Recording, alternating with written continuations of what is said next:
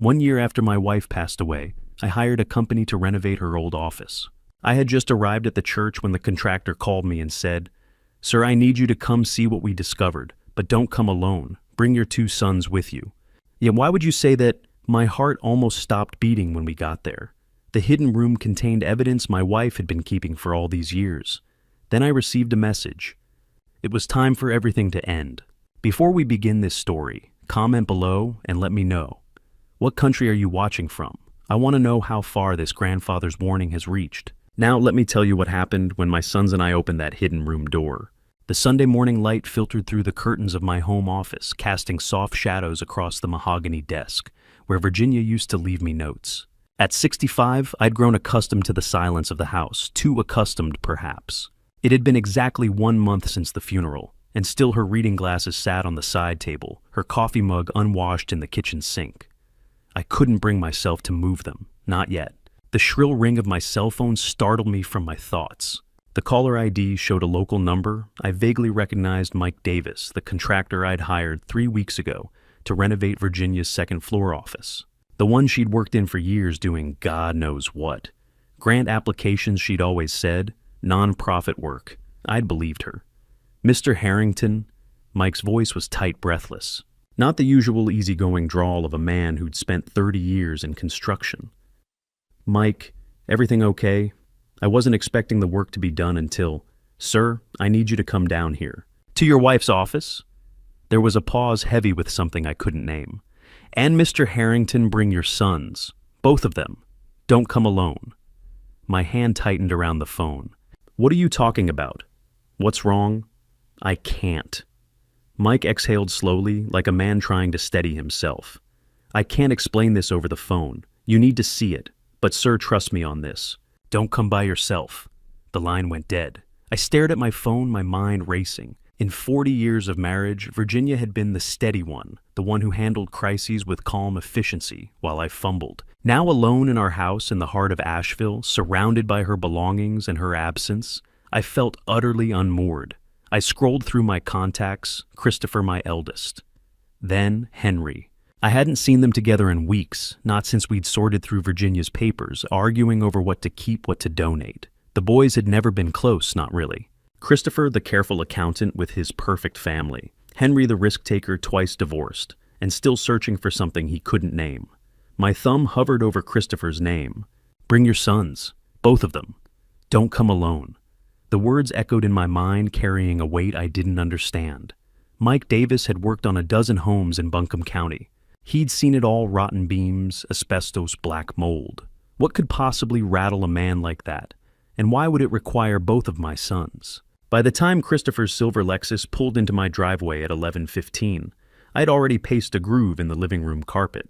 My eldest son emerged in a button-down shirt, even on Sunday's phone, pressed to his ear. Christopher had inherited Virginia's cautious nature, the kind of man who read every contract twice. Henry's truck roared up 10 minutes later, music blaring. At 35, he still moved through life like he was perpetually late for something he couldn't name. I met them at the door. "Inside. Both of you." The living room felt smaller with 3 Harrington men in it. Neither son sat when I gestured to the couch. They stood instead, and I noticed how they'd become strangers in the month since the funeral, Christopher and Henry on opposite sides of the room, maintaining that careful distance they'd perfected over the years. "I got a call from Mike Davis," I began. "The contractor working on your mother's office. He told me to bring you both. Said I shouldn't come alone." The silence was heavy. "That's weird," Henry said. "Did he sound scared?" "Yes." My voice cracked. He wouldn't explain why. Christopher's analytical mind engaged. Mom's office? What could a contractor find that requires—" He stopped, looked at me. "Have you tried calling Natalie?" The name hung in the air like smoke. "She's in Boston," Henry offered uncertainly. "Some consulting thing." "That was 5 days ago?" Christopher scrolled through his phone. "She hasn't returned my calls since Thursday." 6 days, I corrected quietly. "I haven't heard from her in 6 days. Natalie, my stepdaughter, Virginia's daughter from her first marriage, the one I'd raised as my own since she was 2. She'd been withdrawn since the funeral, distant in a way that felt different from normal grief. Maybe we should call her before—" Christopher started. "No." I reached for my keys. Mike said to come now. Whatever this is, we're not waiting. Henry grabbed his jacket. Dad's right. Christopher hesitated, then nodded, firing off a quick text to Angela, probably explaining he'd missed Sunday lunch with Olivia and Caleb. We took my Buick 3 men packed in like old family trips when the boys were small and Natalie would sit between them, keeping the peace. The drive to Patton Avenue took 12 minutes through quiet Sunday streets past churches, letting out brunch crowds gathering downtown. Nobody spoke. Christopher stared out the passenger window, his accountant's brain probably running scenarios. Henry drummed his fingers on the back of my seat, restless energy radiating off him like heat. I kept both hands on the wheel, Virginia's voice echoing in my memory. Stay calm, think clearly, don't let fear make decisions for you. But she wasn't here to guide me anymore. When we turned onto Patton Avenue, I saw Mike Davis's work truck parked outside the building, the contractor pacing near the entrance like a man waiting to confess something terrible. Henry leaned forward. Dad, what the hell is going on? I pulled into a parking spot and killed the engine. Through the windshield, Mike had stopped pacing. He was watching us now, arms crossed, his expression unreadable. I don't know, I said, but whatever it is, I didn't want to face it alone. Mike Davis hadn't moved from his spot near the entrance. As my sons and I approached, the contractor's face carried the look of a man who'd stumbled onto something he wished he could unsee. Mr. Harrington. Mike's usual handshake was absent. He just nodded toward the building's entrance. Second floor.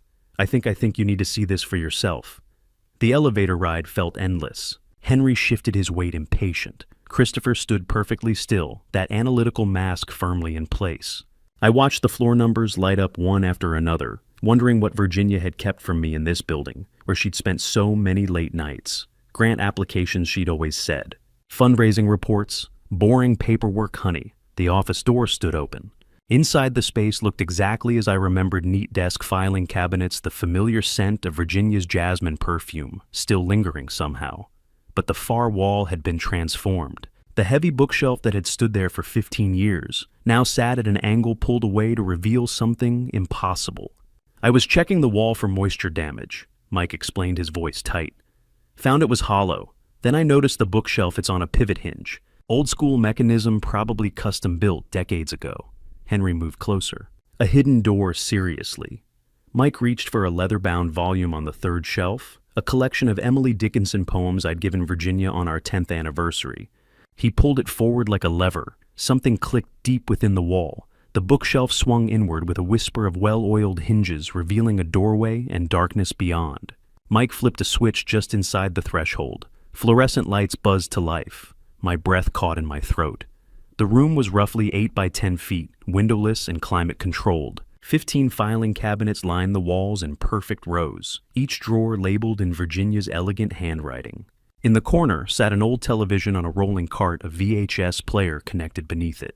A leather office chair. Virginia's chair, the one that had disappeared from our home study years ago, sat in the center like a command post. Jesus Christ, Henry whispered. Christopher moved, first drawn by that accountant's instinct to organize chaos into something comprehensible. His eyes scanned the labels on the nearest cabinet, dates, names, numbers that probably meant something terrible. I couldn't move. My legs felt welded to the floor just inside the doorway. I stared at the filing cabinets, at my wife's handwriting, so familiar, so beloved, marking each drawer with the same precision she'd used to write birthday cards and grocery lists. One label caught my eye. Drawer, 3-second cabinet from the left. Mayor Brennan, 2004-2019. My hand trembled as I reached out to touch it, fingers tracing the letters Virginia had written. Lawrence Brennan had been mayor of Richmond for 15 years. I'd met him twice at charity functions. Nice man, funny stories, impressive resume. Why did Virginia have a file on him? Dad. Christopher's voice was strange, thin, and strained. He'd opened one of the other cabinets, pulled out a thick folder. Photographs spilled across the top, images of a man I didn't recognize meeting someone in a parking garage. Bank statements, photocopied checks, and beneath it all a ledger in Virginia's handwriting detailing payments, dates, amounts, instructions. Christopher looked up, his face drained of color, and I saw something I'd never seen in my eldest son's eyes before. Fear. Dad, Christopher said again, his voice barely above a whisper, these are blackmail files. For 90 minutes, the three of us worked in stunned silence, pulling drawer after drawer, trying to comprehend the architecture of Virginia's secret life. Christopher approached it like an audit, methodical, systematic. He found a leather-bound ledger in the center cabinet, filled with Virginia's meticulous entries. Each page documented a name, a date, an amount. 47 individuals, he said finally. Dating back to 1999, 25 years. Henry was across the room, examining a file labeled Pharmaceutical Exec, 2015-2023. Inside photographs of a man accepting an envelope in a parking lot. Bank transfers to offshore accounts. Audio cassettes labeled Opioid Kickback Scheme. A payment schedule in Virginia's hand, monthly $8,000. Terms, silence regarding Medicare fraud. This one paid her almost $1 million over 8 years. Henry said, disgust thick in his voice. I stood near the television staring at a security monitor mounted on the wall. 4 camera angles showed this room in real time. Virginia had watched this place around the clock, even from home. Even while sitting beside me on the couch, she'd been monitoring her empire. Christopher flipped through the ledger, faster hands shaking. She categorized them. Corruption 12 files, fraud 9, drug trafficking 6, assault embezzlement witness tampering. He looked up. Dad, she documented everything. Each file was a masterwork of evidence. Photographs from concealed angles, bank records obtained through illegal means, recorded conversations the subjects never knew about. In one folder marked Judge Morrison, 2008-2021, I found a photo of a distinguished man accepting cash in a courthouse bathroom. Beneath it, fixed custody case, $50,000. Evidence recording, bank transfers, attorney willing to testify. The corporate structure is sophisticated, Christopher said, examining business documents. LLCs offshore accounts in the Caymans and Singapore. Everything routed through consulting firms. On paper, this looks like legitimate investment income. Henry found the security hub behind the last cabinet. Professional-grade surveillance encrypted feeds backup power. This setup cost a fortune. I moved to Virginia's leather chair, where a slim journal lay open. My wife's handwriting filled every page, not evidence, but personal observations. March 3rd, 2019. Brennan's payments late. Pressure increasing. Must protect what matters most. January 5th, 2024. Someone's asking questions. Need to secure final insurance. My hands trembled. Between clinical documentation of crimes, Virginia had written fragments of her thoughts, her fears. But nowhere did she explain why. Why build this? Why risk everything? Total collected over 25 years. Christopher said, holding up a spreadsheet. Approximately $12 million. Current trust balance, $7.3 million. She spent $5 million, Henry said. On what? I stared at the journal. Every entry was dated, cross-referenced, obsessively detailed. The same precision Virginia used for grocery lists and birthday cards. I saw her handwriting on the cabinets, on payment schedules, on surveillance logs. Her favorite chair sat in the center like a command post. Her security cameras watched everything. This wasn't a mistake or a one-time lapse in judgment. This was an empire she'd built with the same care she'd brought to our marriage, our home, our life together. Christopher pulled out another file, this one recent, dated March 2024. Dad, look. She was still actively collecting payments last month, a week before she died. The words hung in the air. A week before she died. I thought about that last week. Virginia making breakfast, asking about my doctor's appointment, laughing at our favorite show. All while running this. All while maintaining files on 47 people's darkest secrets.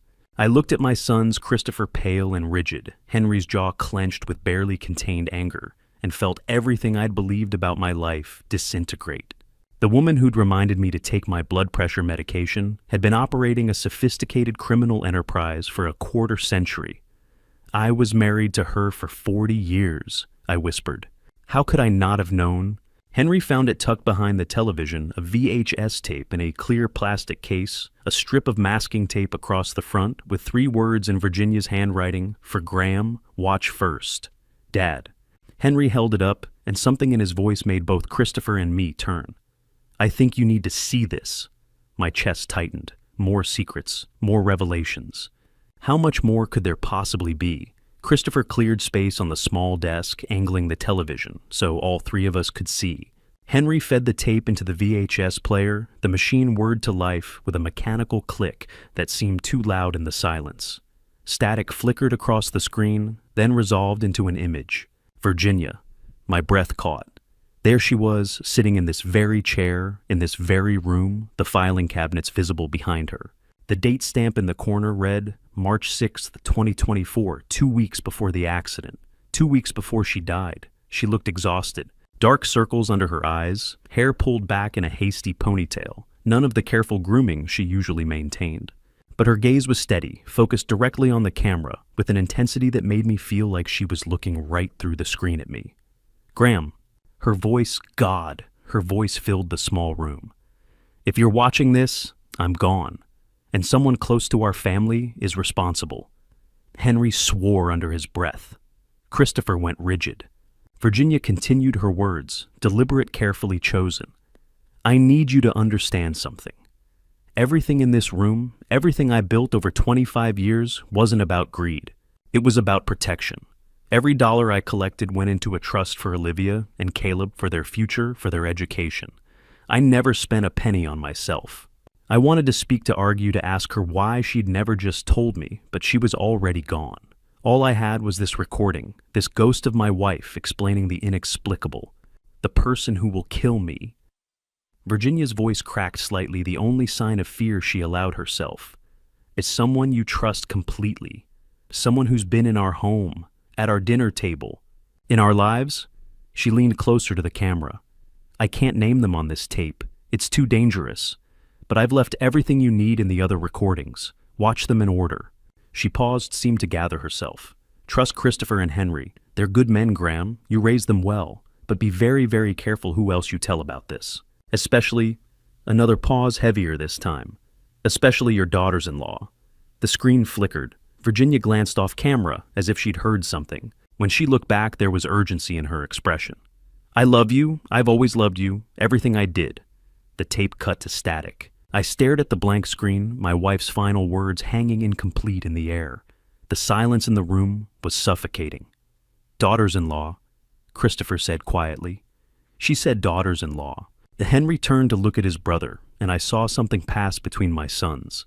A current of suspicion neither wanted to acknowledge. 3 black SUVs rolled up my driveway at exactly 3:15, their tinted windows reflecting the afternoon sun. I was still in my living room, Virginia's voice echoing in my head. Someone you trust completely. Christopher saw them first. Dad, we've got company. The lead vehicle's doors opened. A man in his mid-50s emerged, broad shoulders, steady gaze, the bearing of someone who'd spent a career in law enforcement. Behind him, a younger woman with sharp, assessing eyes. I opened the door before they could knock. Mr. Harrington. The man held up credentials. U.S. Marshal Douglas Henderson. This is Special Agent Rachel Bennett, FBI. We need to talk about your wife. My living room felt crowded with 5 people in it. Henderson settled into the armchair with practiced ease. Bennett remained standing, tablet in hand. We've been monitoring Virginia's operation for 6 months. Henderson began. Since October, when one of her targets reported extortion to our Charlotte office. My stomach dropped. We knew she was collecting payments from 47 individuals across 3 states, Bennett said. But when we investigated, we realized she wasn't running simple blackmail. She was documenting a criminal network, corruption, drug trafficking, money laundering. People connected to organized crime going back 40 years. So you were using her, Christopher said. We were building a case. Virginia was cooperating unofficially. She'd agreed to turn over her files once we arranged certain protections. But she died first, Henry said flatly. Yes, March 20th, officially ruled an accident brake failure on Blue Ridge Parkway. We believe it was murder. My hands gripped the armrests. Murder. Henderson leaned forward. Which brings us to why we're here. 4 days ago, your daughter Natalie withdrew $4.7 million from one of Virginia's trust accounts. Legitimate power of attorney, she was a state executor, but the amount and timing are suspicious. Bennett turned her tablet around. Bank records showed Natalie's signature, a wire transfer to the Cayman Islands. Date, April 17th, 2024, 8:47 a.m. Her phone's been off since that afternoon, Bennett continued. Last location, Charlotte Douglas Airport, 2:45 p.m. No credit card activity, no hotel check-ins, no car rentals since. Someone has her, Christopher said, his face pale. Possibly. Henderson's expression was grim. Or she's hiding. Either way, we need your cooperation. Everything Virginia left files recordings names. We need to know who she was investigating and who might have wanted her dead. My mind spun. Natalie missing. Virginia murdered. Federal agents discussing organized crime conspiracies. This morning I'd been a grieving widower. Now I was sitting in the middle of something beyond comprehension. My phone buzzed. Everyone tensed. Bennett's hand moved toward her weapon. I pulled out my phone. Unknown number, one text message. She knew too much. You do too. Stop looking. I held it up, hands trembling. Henderson's jaw tightened. Someone knows you found the room. Henderson didn't waste time. Mr. Harrington, I'm recommending immediate relocation to a federal safe house. You, your sons, and their families. Tonight. Tonight? Christopher's voice cracked. My kids have school tomorrow. Angela, your kids won't have it tomorrow if whoever killed Virginia decides you're next, Bennett said bluntly. Christopher was already on his phone calling home. When he finished, his face was pale. Angela's panicking. She says we can't just uproot Olivia and Caleb pull them from school. She thinks we're overreacting. I'll go, Henry said simply. No wife, no kids, whatever you need. Henderson turned to me. Mr. Harrington. I thought about Virginia's tape. Her exhausted face, the fear she'd tried to hide. She'd known she was going to die, had recorded those messages as warning, and still she'd gone to meet whoever killed her. No, I said quietly. Everyone turned. No safe house. We're not hiding. Dad, Christopher started. Virginia didn't hide. She fought. For 25 years, she fought to protect something, to expose someone. I won't dishonor that by running. Henderson's jaw tightened. Your wife is dead because she didn't run. And if we run now, whoever killed her wins. I met his eyes steadily. They get away with it. Silence filled the room.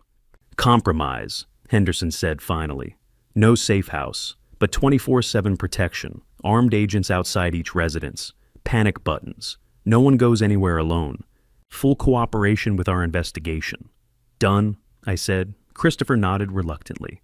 I'll make Angela understand. Bennett pulled up her tablet. There's something else. Virginia had an appointment with us March 21st, the day after she died.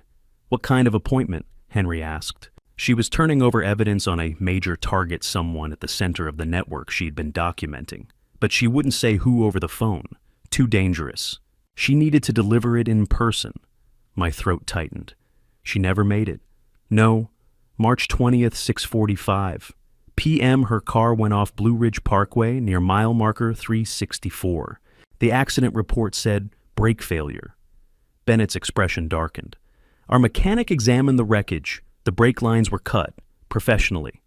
The room contracted, air suddenly scarce. Murdered, Christopher whispered. On her way to expose someone. Yes, Henderson confirmed. Whoever killed her thinks they got away with it, thinks Virginia's secrets died with her. I thought about the hidden room, the files, the tapes. Virginia's voice watched them in order. But they didn't, I said. Virginia made sure the secret survived. Which is why we need to find who she was planning to expose, Bennett said. Before they realize you have everything she left behind. I looked at the threat text still glowing on my phone. She knew too much. You do too. Virginia was about to expose someone, I said slowly. Someone powerful enough to kill her and make it look like an accident. Someone who's been watching us since we found that room. Henry moved to the window, peered through the blinds at the quiet street. They're probably watching right now. Let them watch, I said, surprised by the steel in my own voice. Virginia spent 25 years gathering evidence. We're going to finish what she started. The second tape sat in my home office like a coiled snake. Federal agents had swept the house, found 3 surveillance devices, all active.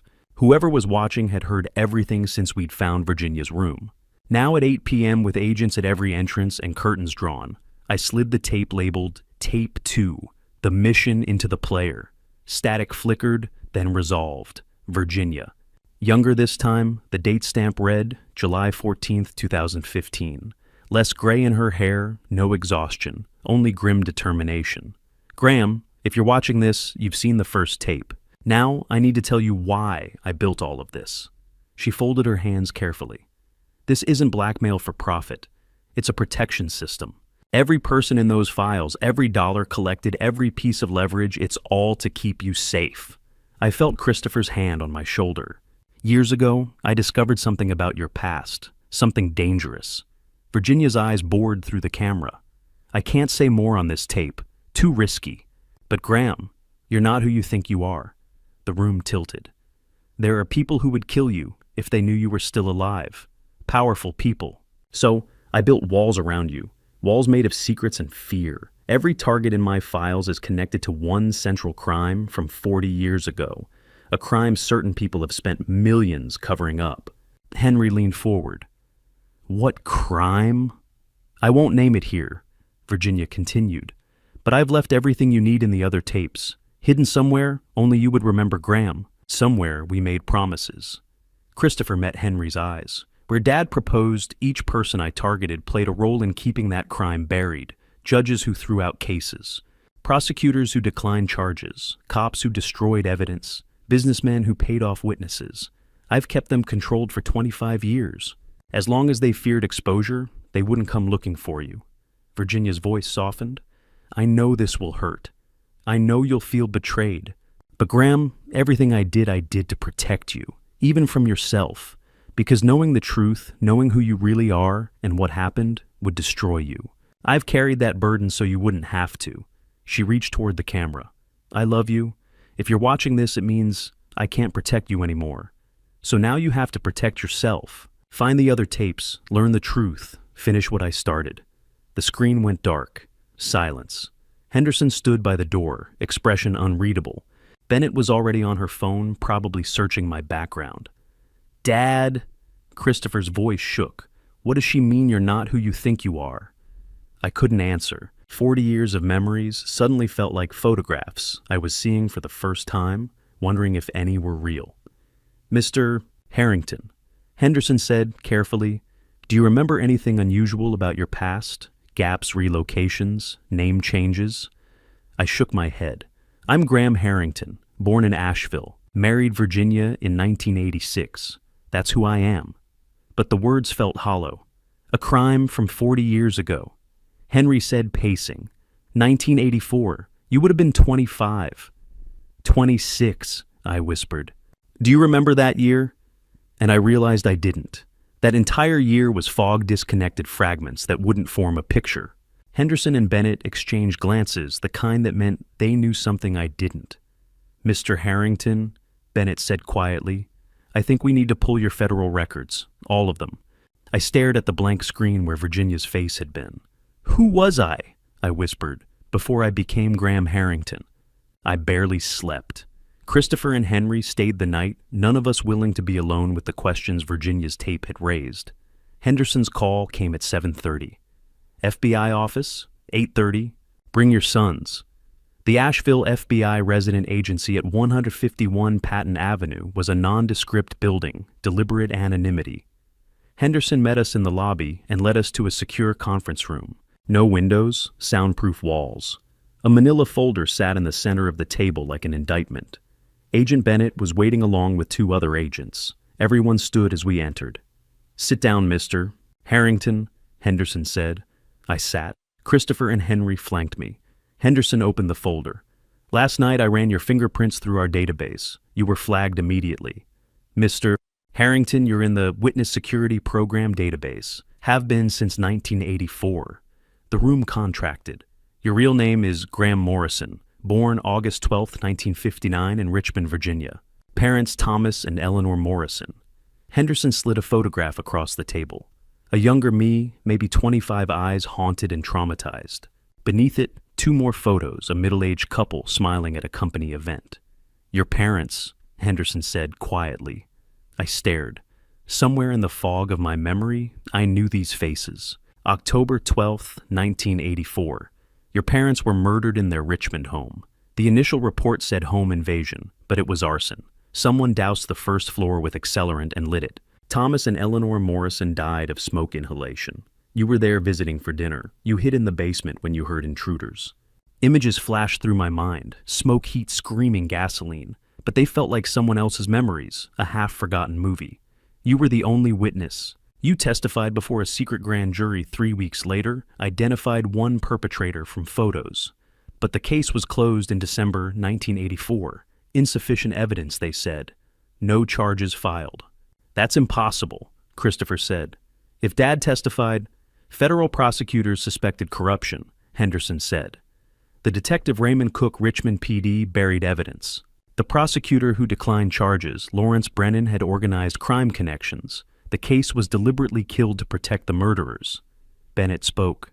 To protect you, justice placed you in witness security. New identity, new location, $50,000 to start over. You became Graham Harrington, moved to Asheville in January 1985. My hands trembled. I don't remember any of this. WITSEC protocols in the 80s included psychological conditioning, Bennett explained gently. You were trained to forget Graham Morrison, to bury those memories for your safety. So Dad's entire life is a lie, Henry demanded. Not a lie, a protection, Henderson said. Graham Harrington is real, your family is real, but everything before 1985 was deliberately erased. I stared at my parents' photograph. Thomas Morrison, Eleanor Morrison. I should feel something grief rage. Instead, only numbness and the growing horror of emptiness where 25 years should be. The people who killed them, I whispered. Are they still alive? Henderson and Bennett exchanged glances. Some are dead, Henderson said. But not all, and Virginia knew exactly who they were. That's what her files documented. That's why she built her operation to protect you from the people who murdered your parents.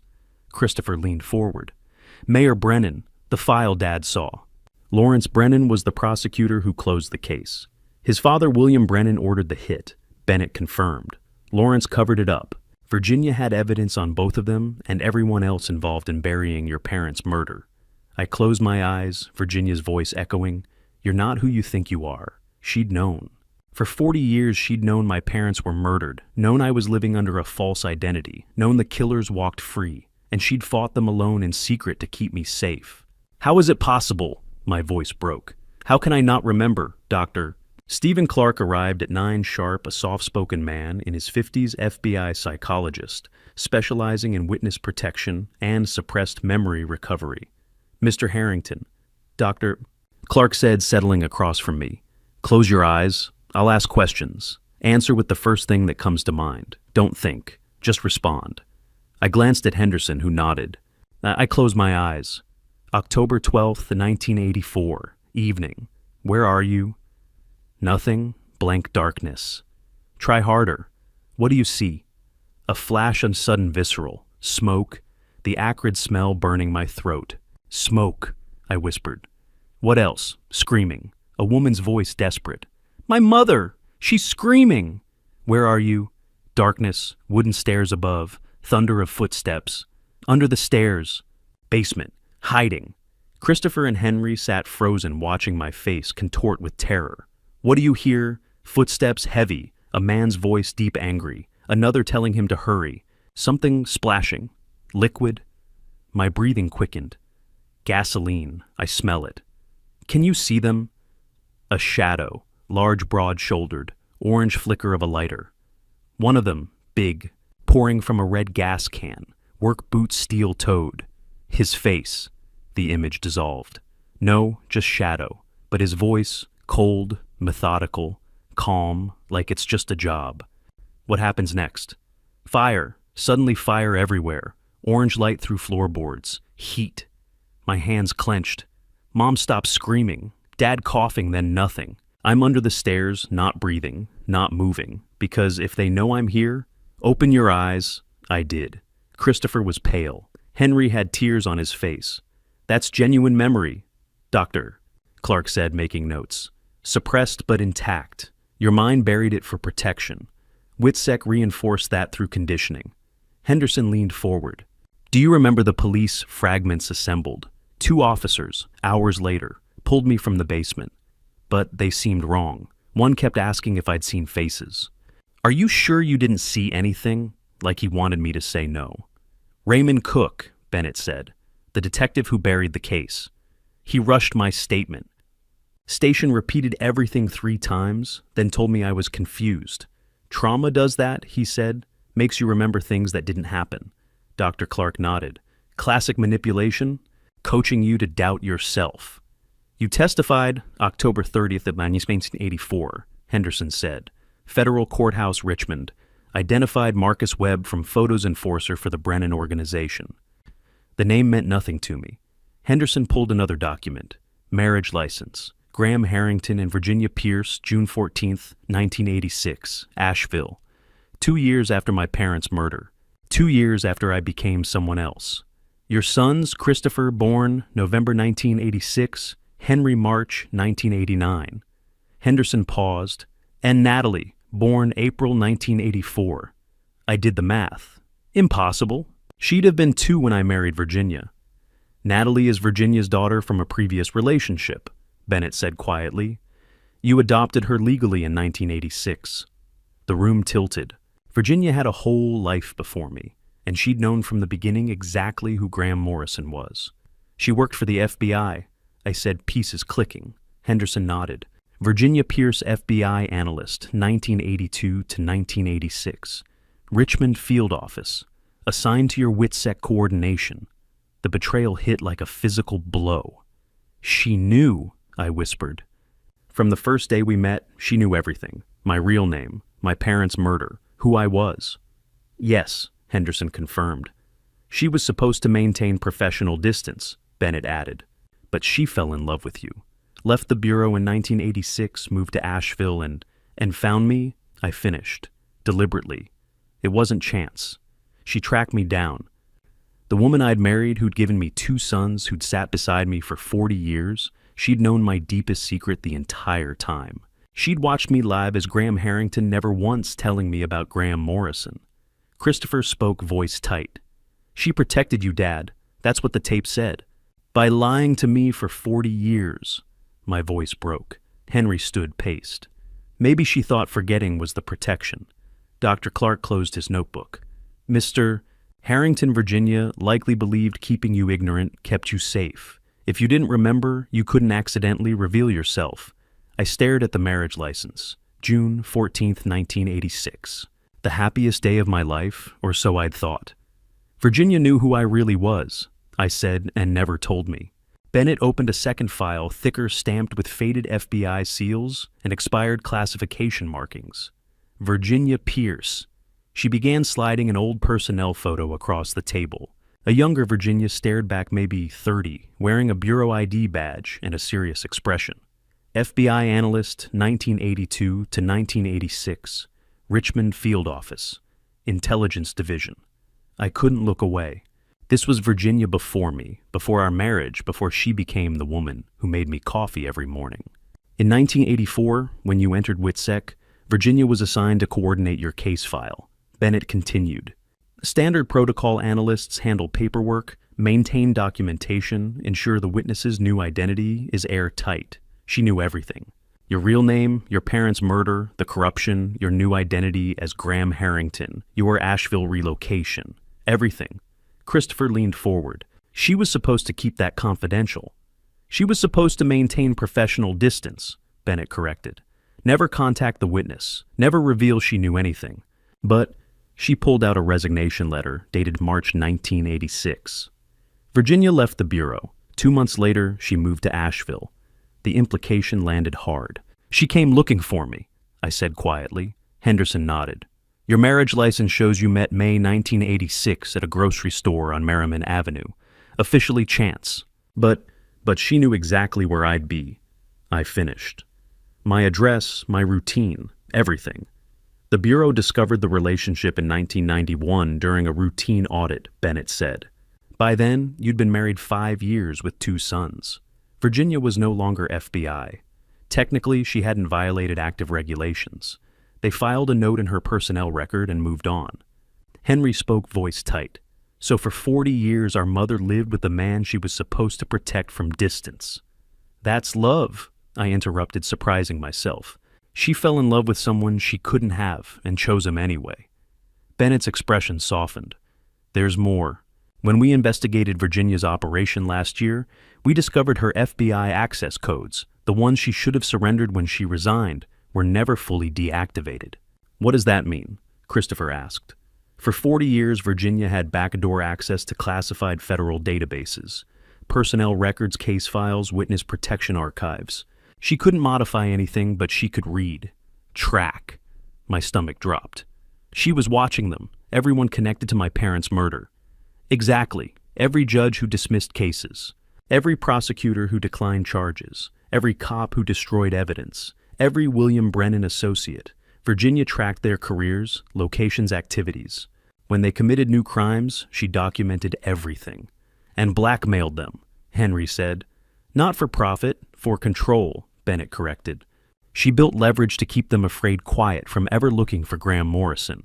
As long as they feared exposure, they wouldn't dig into old cases, wouldn't ask questions about disappeared witnesses. The room fell silent. I stared at Virginia's personnel photo, young, determined, already carrying secrets she'd keep forever. She gave up her career, I said slowly, left the FBI, everything she'd worked for, to be with me, to protect me from something I didn't even remember. Yes, Henderson confirmed. I thought about our life together, 40 years of marriage, Sunday mornings, family dinners, quiet porch evenings. She'd known the entire time who I really was, what had been taken from me, who was responsible. She'd carried that weight alone while I lived in blissful ignorance, and she'd done it out of love. Not the simple, easy kind, the complicated, sacrificial kind that meant giving up everything, career, truth, the possibility of an honest relationship to keep me safe. And she sacrificed everything, I whispered, to protect me from something I couldn't even remember. We broke for lunch at noon, but none of us had an appetite. By 1 o'clock, we were back in the conference room, Bennett spreading crime scene photos and case files across the table like a macabre puzzle. William Brennan, she said, placing a photograph in the center. A man in his 60s, distinguished in an expensive suit, the kind of face that belonged on corporate boards. Richmond businessman, real estate developer, legitimate on paper, underneath drug trafficking, money laundering, extortion. He ran the largest criminal organization in Central Virginia from 1970 until his death in 1998. I stared at the man who'd ordered my parents' murder. In 1983, your father's company, Morrison and Associates, acquired 40 acres in Henrico County. Thomas Morrison didn't know the land was being used as a drug distribution hub. Brennan's operation had been there 5 years, hidden behind shell companies. When your father surveyed the property for development, he found evidence. Tire tracks, buried containers, residue. Bennett laid out another photo, Thomas Morrison in his office, stern but honest. The kind of man who'd do the right thing despite the cost. Your father confronted Brennan in September 1984, threatened to go to authorities. Brennan gave him one chance to walk away. Thomas refused. So Brennan killed him, Henry said flatly. Ordered it. 2 enforcers carried out the hit, Marcus Webb and James Harrison. Bennett placed their mugshots side by side. Webb was thick-necked, brutal. Harrison was younger, leaner, with cold eyes suggesting intelligence behind the violence. Webb was arrested in 1995 on unrelated charges, murdered a federal witness in North Carolina. Died in prison, 1997, stabbed in the yard. And Harrison, Christopher asked. Disappeared October 13th, 1984. Day after your grandparents' murder. No trace since. Virginia believed he assumed a new identity, possibly stayed in the region. My hands tightened. He's still out there. Possibly. Bennett pulled out more photos. The cover-up involved multiple people. Detective Raymond Cook, Richmond PD, first responder to your parents' murder. Contaminated the crime scene, rushed your statement, buried evidence. Retired 1995 with full pension, died of a heart attack in 2003. Another photo.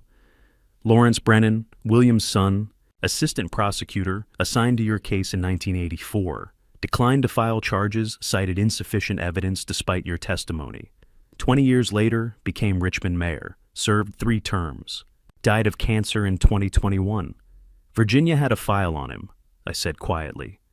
Mayor Brennan, 2004 to 2019. She had files on all of them, Bennett confirmed. William Brennan's entire organization. Business partners who laundered money. Judges who dismissed cases. Cops who destroyed evidence. Lawyers who intimidated witnesses. and their children the next generation who inherited wealth built on blood. She spread out a chart showing connections, names, dates, crimes, payments. 47 individuals, all linked by thin lines back to one central event, October 12th, 1984. Virginia spent 25 years tracking every person who played a role in covering up your parents' deaths, Bennett said.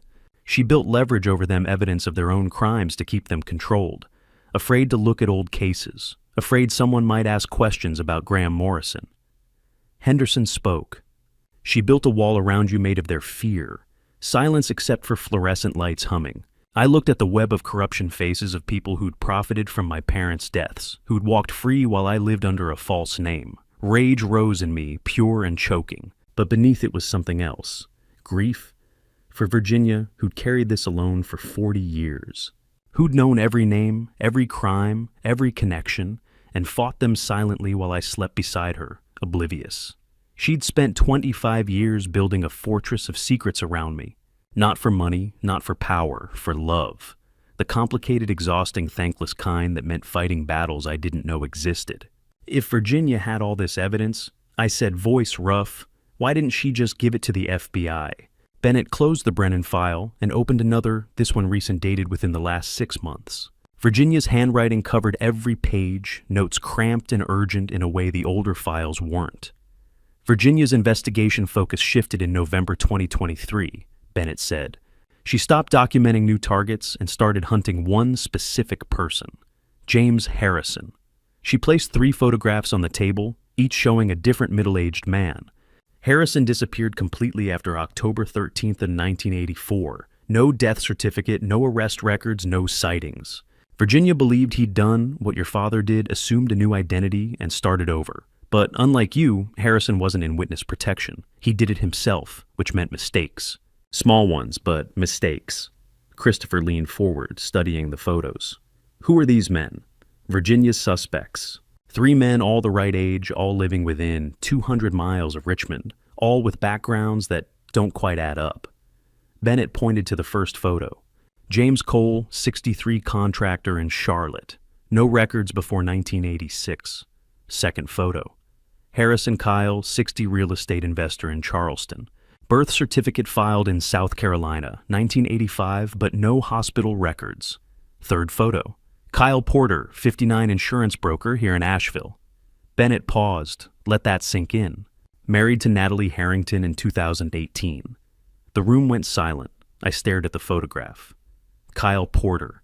I'd met the man a dozen times, family dinners, holidays, Natalie's wedding, 6 years ago. Pleasant guy, soft-spoken, worked in risk assessment. The kind of son-in-law who remembered birthdays and helped with yard work. No, I said. That's not possible. Virginia thought it was more than possible. Bennett pulled out Virginia's notes pages of meticulous comparison. She spent 6 months investigating all 3 men. James Cole had an alibi. His sister confirmed he was in California in October 1984.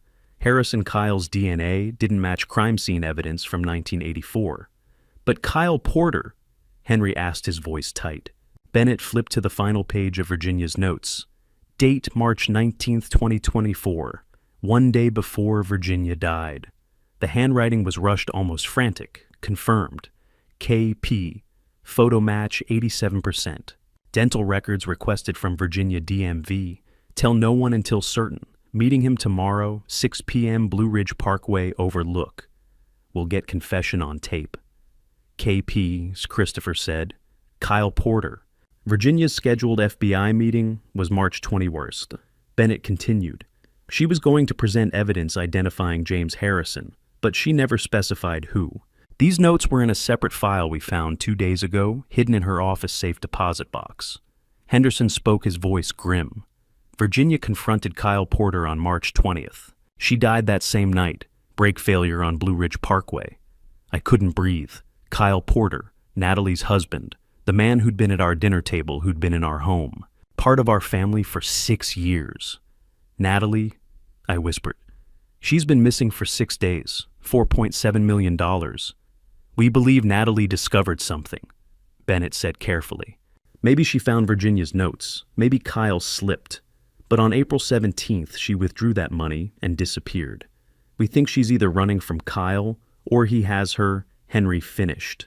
I looked at Kyle Porter's photograph. Pleasant smile, kind eyes. A mask. Underneath was the man who'd poured gasoline on my parents' floor, who'd listened to my mother scream, who'd killed Virginia when she got too close to the truth. And now he had Natalie. Kyle killed Virginia. I said the words like broken glass in my throat. And now he has my daughter. Bennett pulled up a digital timeline on her tablet, projecting it onto the conference room screen. Let's talk about what happened to Natalie. A series of dates appeared, each with corresponding bank records, phone logs, and surveillance footage timestamps. April 16th, 5 days ago. Natalie accessed Virginia's trust accounts using power of attorney. Completely legitimate, she was named executor of the estate, but the amount she moved raises red flags. Bennett clicked through bank statements. April 17th, 8:30 a.m. Wire transfer of $4.7 million to an offshore account in the Cayman Islands. Natalie's signature, her authorization codes. She was running, Christopher said. We think so. Same day, 11 a.m., she purchased a one-way plane ticket to Charlotte. Paid cash at the airport counter. No return date. More footage appeared, grainy security camera images of Natalie in the Asheville airport, wearing sunglasses and a baseball cap, carrying only a small backpack. Last cell phone ping was 2:45 p.m. Charlotte Douglas International Airport. Then nothing. Phone powered off. No credit card activity since that moment. No hotel check-ins, no car rentals, no ATM withdrawals. She went dark completely. I stared at the image of my daughter. She looked scared, hunched into herself, in a way that made my chest ache. For 3 days, we had nothing, Bennett continued. Then, this morning, a woman named Susan Wallace called our tip line. She's Natalie's college roommate, lives in Boston. Says she received an email from Natalie on April 19th, 2 days ago. Bennett pulled up the email on screen. From Natalie Harrington.tempeprotonmail. Com to Susan.Wallace. 2070 mail. Com, date April 19, 2024, 11:47 p.m. Subject. None Susan tell my family I found what Mom was hiding. It's worse than I thought. I can't come home until I finish this. Tell Dad I'm sorry. And tell him don't trust K. N. The room absorbed that in silence. Proton mail account, Henderson noted. Anonymous encrypted. Created April 18th, used once, never accessed again. Susan didn't report it immediately, Bennett said. She thought Natalie was just dealing with grief needed space. But this morning, she saw news coverage about federal protection for the Harrington family. That's when she called us. Don't trust Kay, Henry said. Kyle. We believe Natalie discovered Kyle's true identity, Bennett said carefully. Maybe she found Virginia's notes about the dental records request. Maybe Kyle said something that didn't add up. But on April 17th, something happened that made her take that money and run. My mind raced. April 17th, 5 days ago. Before we'd found the hidden room, before we'd known about any of this. Natalie had been alone processing whatever she'd discovered about her husband. The email says she found what Virginia was hiding, Christopher said. Does that mean she has Virginia's evidence? Possibly, or she knows where it is. Bennett pulled up another document. Virginia's notes mention final insurance being stored somewhere safe. We haven't found it yet. Natalie knows where, I said with sudden certainty. Virginia told her. That's why Kyle needs her alive. Henderson nodded slowly. If Natalie has evidence that can identify Kyle as James Harrison, she's both incredibly valuable and incredibly dangerous to him. So she's either hiding, Henry said, or Kyle has her. I finished the words heavy as stones. He's had 6 days to find her. 4.7 million leaves a trail even in offshore accounts. He's got resources connections. He could have tracked her. Bennett closed her tablet. We have agents working every angle. Charlotte PD is reviewing all surveillance footage from the airport and surrounding area. We're monitoring the offshore account for any activity. We've issued a BOLO for both Natalie and Kyle Porter. Wait. Christopher sat up straighter. Have you located Kyle? Since we found out who he is? Bennett and Henderson exchanged glances. Kyle Porter hasn't been seen since April 18th, Bennett admitted. His office reported him taking personal leave. His house in Asheville, the one he shared with Natalie, was cleared out. Forensics found signs of hasty departure. My blood ran cold. He's been gone as long as she has. Yes. The implication settled over the room like a shroud. Natalie running, Kyle hunting her. Both of them vanished into whatever game of cat and mouse they'd been playing for 6 days, while I'd been sitting in my house grieving oblivious. "We have to find her," I said, my voice breaking. "Before Kyle does." The federal agents were still coordinating search efforts for Natalie when I stood abruptly, Virginia's words from the second tape echoing in my mind. "Hidden somewhere, only you would remember. Somewhere, we made promises." "The treehouse," I said. Christopher and Henry looked up. Henderson paused mid-conversation with Bennett. "What?" Christopher asked. "Your mother said she hid something where only I would remember. Somewhere we made promises." I was already moving toward the back door. The treehouse. That's where I proposed to her. The old structure stood at my property's edge, half hidden by an oak tree thick with 40 years of growth. I'd built it myself in 1987, thinking about future grandchildren and summer afternoons. Virginia had loved it, would sit up there with morning coffee reading, while sun filtered through leaves. The wooden ladder creaked under my weight, but held. Christopher followed, then Henry, while federal agents positioned below. The platform was weathered but solid, scattered with dried leaves. I knelt, running my hands along floorboards. The third plank from the left shifted under my touch. I pried it up. Underneath, wrapped in waterproof tarp, was a metal lockbox. My hands shook as I lifted it. No lock, just a simple latch. Inside, a VHS tape labeled Tape 3, The Truth About KP. A USB drive labeled Dental Records, Harrison Porter Match. An envelope with photographs. And a letter 3 pages handwritten, dated March 19th, 2024, one day before Virginia died. I unfolded it, vision blurring. "My darling Graham, if you're reading this, he's killed me. Kyle Porter is James Harrison. I've confirmed it beyond doubt. He married Natalie in 2018 to infiltrate our family, to find what I knew and who else knew. He's been watching us for 6 years. I confronted him this morning, told him I had evidence that FBI would have it, even if something happened to me. He smiled and said, 'Then I guess I'll have to make it look like an accident.' I'm meeting him tonight at Blue Ridge Parkway, overlooked, to negotiate. I have to try protecting Natalie. He doesn't love her, Graham. She's just his access point. I need to make him think he can control this buy time to get her safe. Graham, he doesn't know. You're Graham Morrison. He thinks you're just my husband. Don't tell anyone who you really are until Kyle is caught. The moment he knows, you become the primary target. You're the witness who can still testify, who can identify his voice, his build details from that night. He'll come for you. Trust Christopher and Henry. Trust Marshall Henderson. The evidence in this box proves everything. Dental records match Kyle Porter's x-rays, align with James Harrison's military records from 1983. The photographs show surgical alterations from 1985. The tape is what I'm recording tonight. If I don't survive, it's proof he threatened me. And please, my love, forgive me for keeping your past from you. I wanted you to have peace. I wanted to give you the life stolen from you, a life without fear, without looking over your shoulder, without the weight of unsolved murders. I was wrong to choose for you, but I'd make the same choice again because these 40 years with you have been worth everything. I love you. I've always loved you. I'll love you beyond death. Your Virginia." I couldn't breathe. The letter trembled in my hands as Christopher read over my shoulder, as Henry grabbed my arm. She'd known. That morning of March 20th, Virginia had woken beside me, made breakfast, kissed me goodbye, knowing she was confronting the man who'd murdered my parents, knowing he'd likely kill her too. And she'd gone anyway, to protect Natalie, to protect me, to finish what she'd started 40 years ago. "Dad," Christopher's voice was thick with tears. "She went to that meeting knowing she'd die."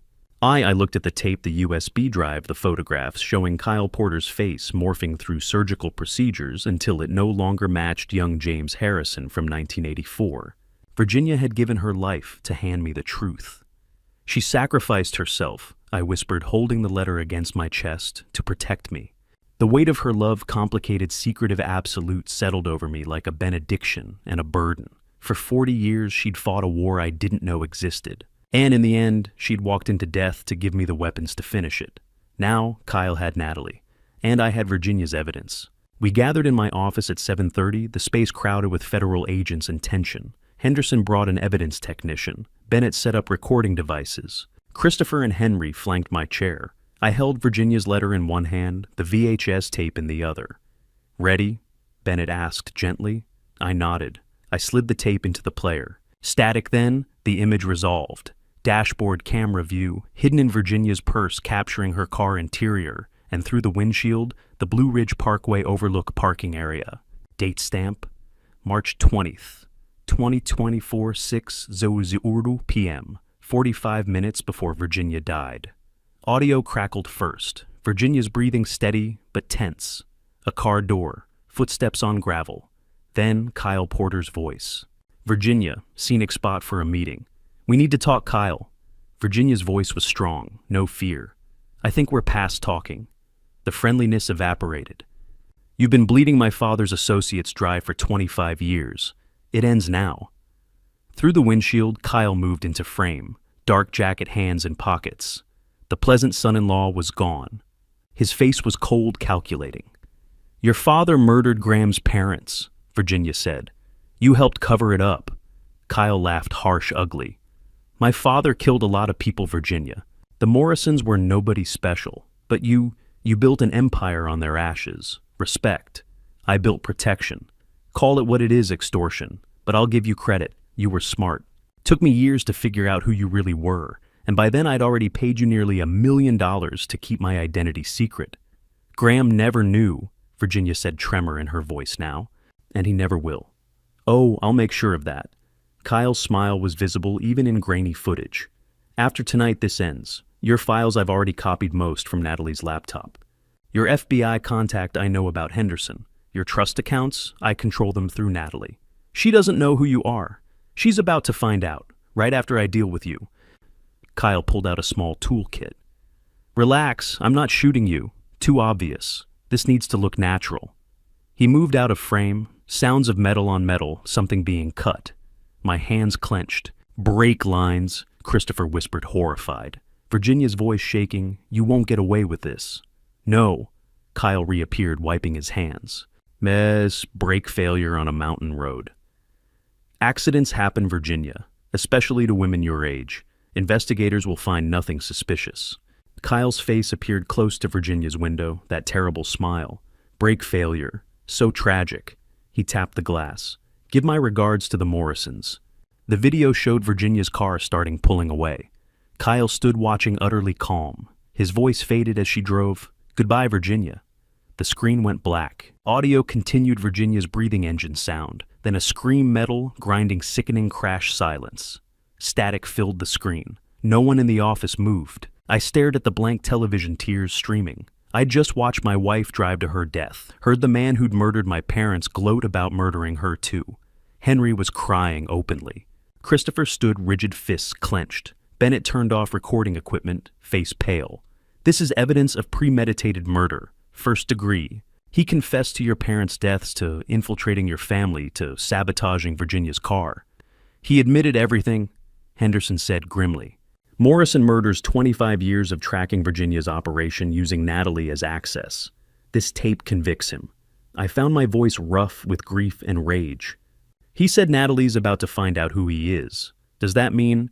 It means she discovered something after Virginia died," Bennett said. "Maybe she found Virginia's notes. Maybe Kyle slipped. But April 17th, she realized who she'd married and ran. With $4.7 million in evidence," Christopher added. "Kyle's been hunting her for 6 days, Henry said."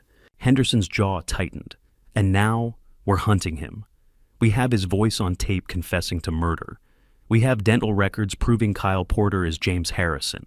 We have everything we need to issue a federal warrant." Bennett met my eyes. "This tape is exactly what Virginia died to give us. Now we use it to finish what she started." By 6 a.m. Tuesday, the operation had shifted to FBI Charlotte field office, bigger facility, more resources closer to Kyle's last known location.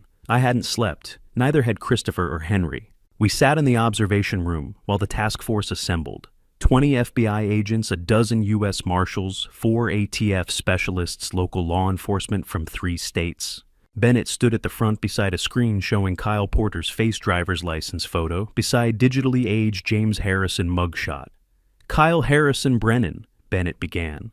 "Age 59. Born James Harrison Brennan. April 1965, Richmond, Virginia. Son of William Brennan, deceased organized crime figure. Legal name.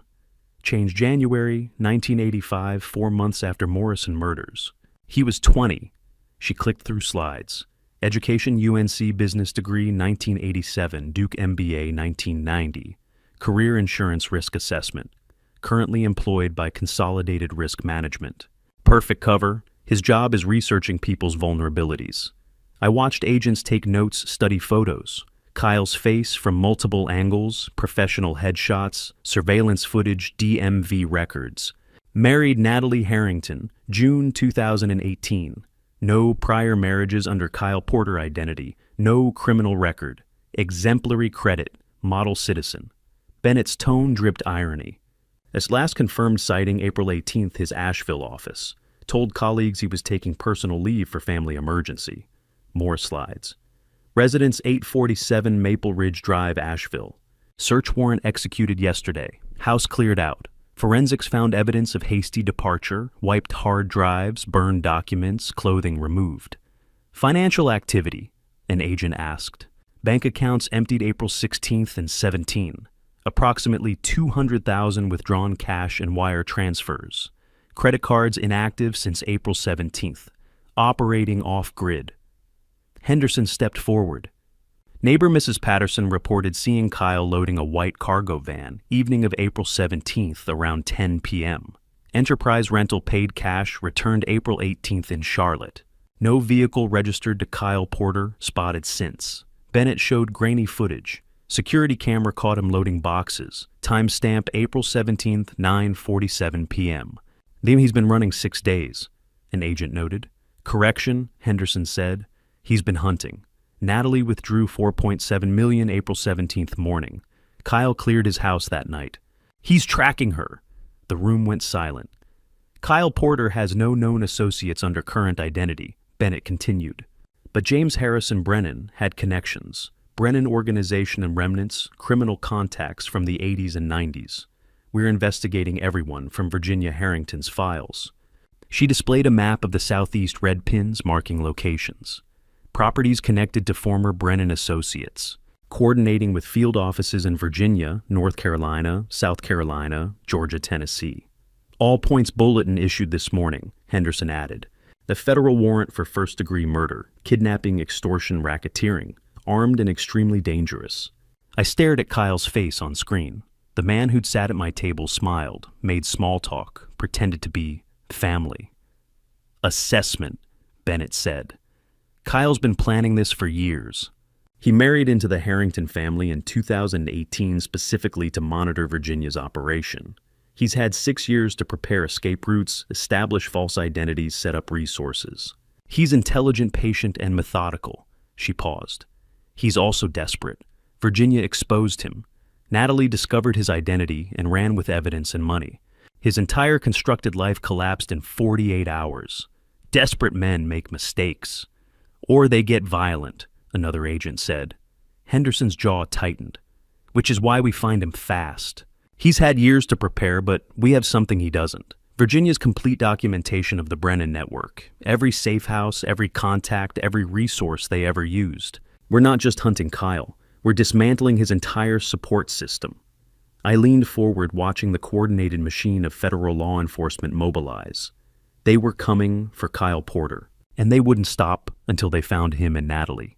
At 10 a.m., Christopher sat in FBI's financial investigation room, surrounded by analysts and screens displaying bank records. This was his element. Numbers, patterns, anomalies. Let's examine Kyle's infiltration strategy, said Agent Torres, the Bureau's financial crimes specialist. She pulled up a timeline. What changed after Kyle married Natalie in 2018? Christopher studied the data. 12 new individuals entered Virginia's target list between 2018 and 2023. But Virginia didn't initiate contact. They were already paying someone else. Kyle, Torres said. He used Natalie's innocent conversations to identify Virginia's targets, then approached them as insurance broker offering protection services. Christopher highlighted payments. These 12 paid Kyle $800,000 over 5 years. But Kyle recorded Virginia's blackmail demands, audio emails, everything. Counter leverage. Double extortion. Torres said. Worse. Christopher opened offshore accounts. Kyle has 8.9 million across Cayman Islands, Singapore, Swiss accounts. Source blackmailing Virginia's victims since 2016. Henderson appeared in the doorway. Recent activity. April 16th, day before Natalie disappeared. Kyle moved 2.3 million to cryptocurrency Bitcoin, Ethereum, Monero. Untraceable. Trail goes cold. He was preparing to run, Bennett said, or hunt. Christopher zoomed in on April 17th. Kyle moves money 6 a.m. Natalie withdraws 4.7 million 8:30 a.m. She discovered something that morning, took Virginia's money and ran. Kyle realized by mid-morning, started clearing out. So, both running with millions? Henry asked. Not exactly. Natalie's money hasn't moved, still sitting in Cayman account. She withdrew it for leverage, not spending. But Kyle's crypto. He's converting back to cash in small amounts, funding his manhunt. Christopher scanned the data, frustrated. Then something caught his eye.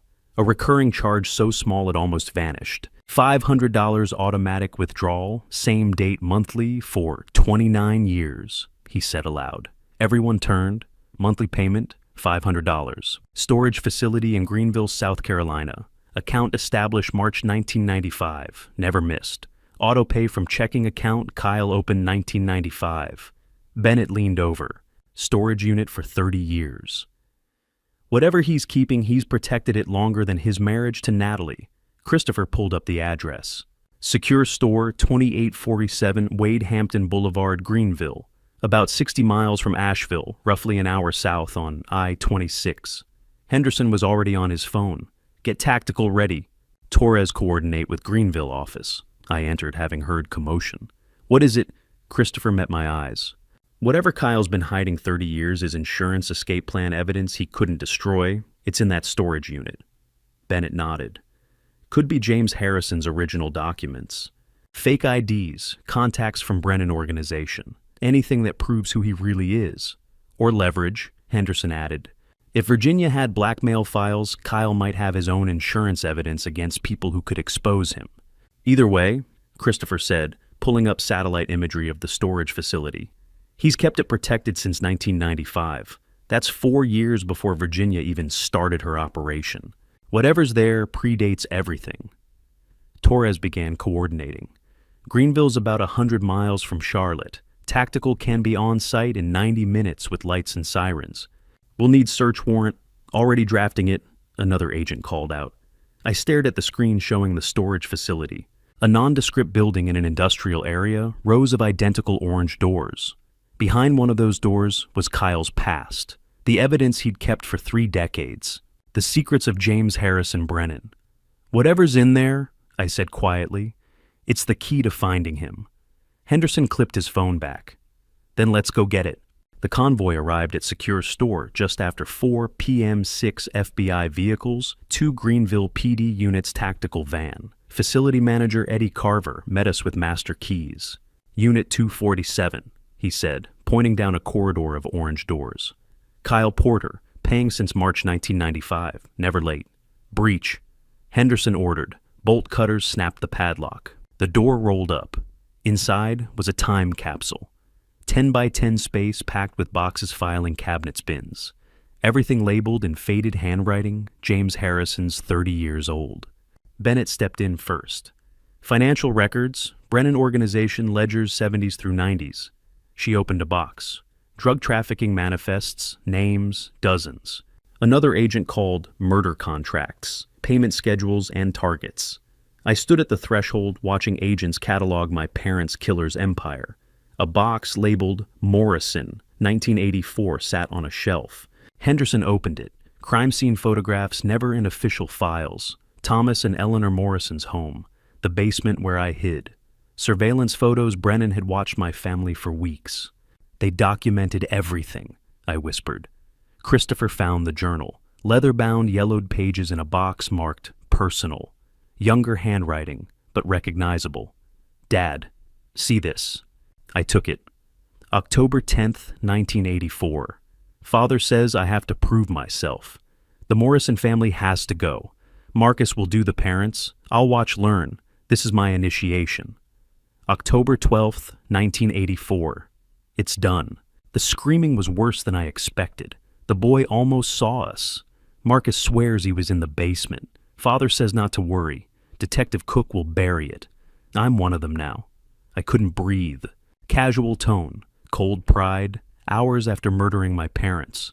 Photographs, an agent said. Young James Harrison, 19, before surgery. Perfect match to Kyle Porter. False IDs, another called. Passports, 5 names. Bennett examined a map, Asheville area, recent fresh paper. 3 locations circled red. Dates, April 20th, April 23rd, April 24th. Current, she said. What are they? Henderson asked. Blue Ridge Parkway overlook where Virginia died. Harrington residence. And this Riverside Mill. Abandoned textile factory, French Broad River. Christopher leaned over. What's the notation? Natalie's choice. Places to meet, I said. Or die, Henry added.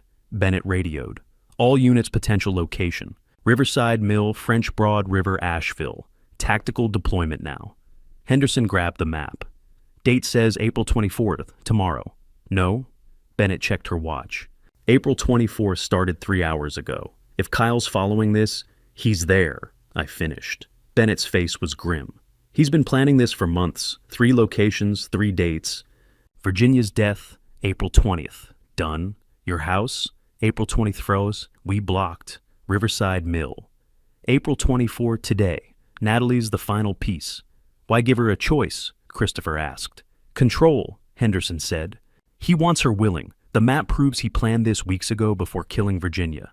Infiltrating your family, marrying Natalie, 6 years, always building to this. I stared at the red circle. Natalie was there, with the man who'd murdered my parents, who'd murdered Virginia. How far? I demanded. 90 minutes, Henderson said. Then go, now. Bennett coordinated. All units Riverside Mill, hostage protocols, suspect armed, extremely dangerous. They ran for vehicles. Kyle's past didn't matter. Only Natalie's future. The tactical convoy screamed into Asheville at 8 a.m. Riverside Mill loomed beside the French Broad River, 3 stories of broken windows, condemned since 2012, graffiti-scarred brick. Thermal imaging, Henderson ordered. An agent studied the screen. 2 heat signatures, top floor, stationary. I stood beside the van, bulletproof vest, heavy. Christopher and Henry tried to pull me back. That's my daughter in there. Mr. Harrington, you're civilian, Henderson began. She's my daughter. My voice was iron. I'm going. Henderson studied me, then nodded. Behind me, touch nothing. I say run, you run. Breach team approached, 8 agents, weapons drawn. I followed Henderson through the shattered entrance. Ground floor empty, rusted machinery debris, 2nd floor clear, holes in floorboards, decay everywhere. Stairwell to 3rd floor, narrow, treacherous. An agent raised his fist. Stop. Thin wire stretched across the 3rd step. Tripwire, he whispered. Bomb tech examined it. Flash bang, non-lethal but disorienting. They disarmed it slowly, 5 agonizing minutes. Clear. 3rd floor, vast open space, old textile machinery, morning light through broken windows. Center of the room. Natalie tied to metal chair tape over mouth wrists, bound behind her ankles, zip-tied. Alive. My heart lurched. Her eyes went wide, seeing me, not relief. Terror. Sweep, Henderson ordered. Agents fanned out. Clear! Clear! Clear! No Kyle. Bomb check. Tech swept chair floor beams. No explosives. They approached carefully. Bennett reached Natalie first, gently peeling tape from her mouth. Natalie gasped, tears streaming. It's a trap. He wanted you to come. He said if Dad didn't come today, he'd kill Olivia and Caleb. He knows where they are. My blood froze. He's been watching all of us. Knows Christopher's house, Angela's routine, kids' school. Natalie sobbed. He left me here as bait. Said you'd find the storage unit, find the map, come here. Counted on it. Bennett cut zip ties. Where is he? Not here?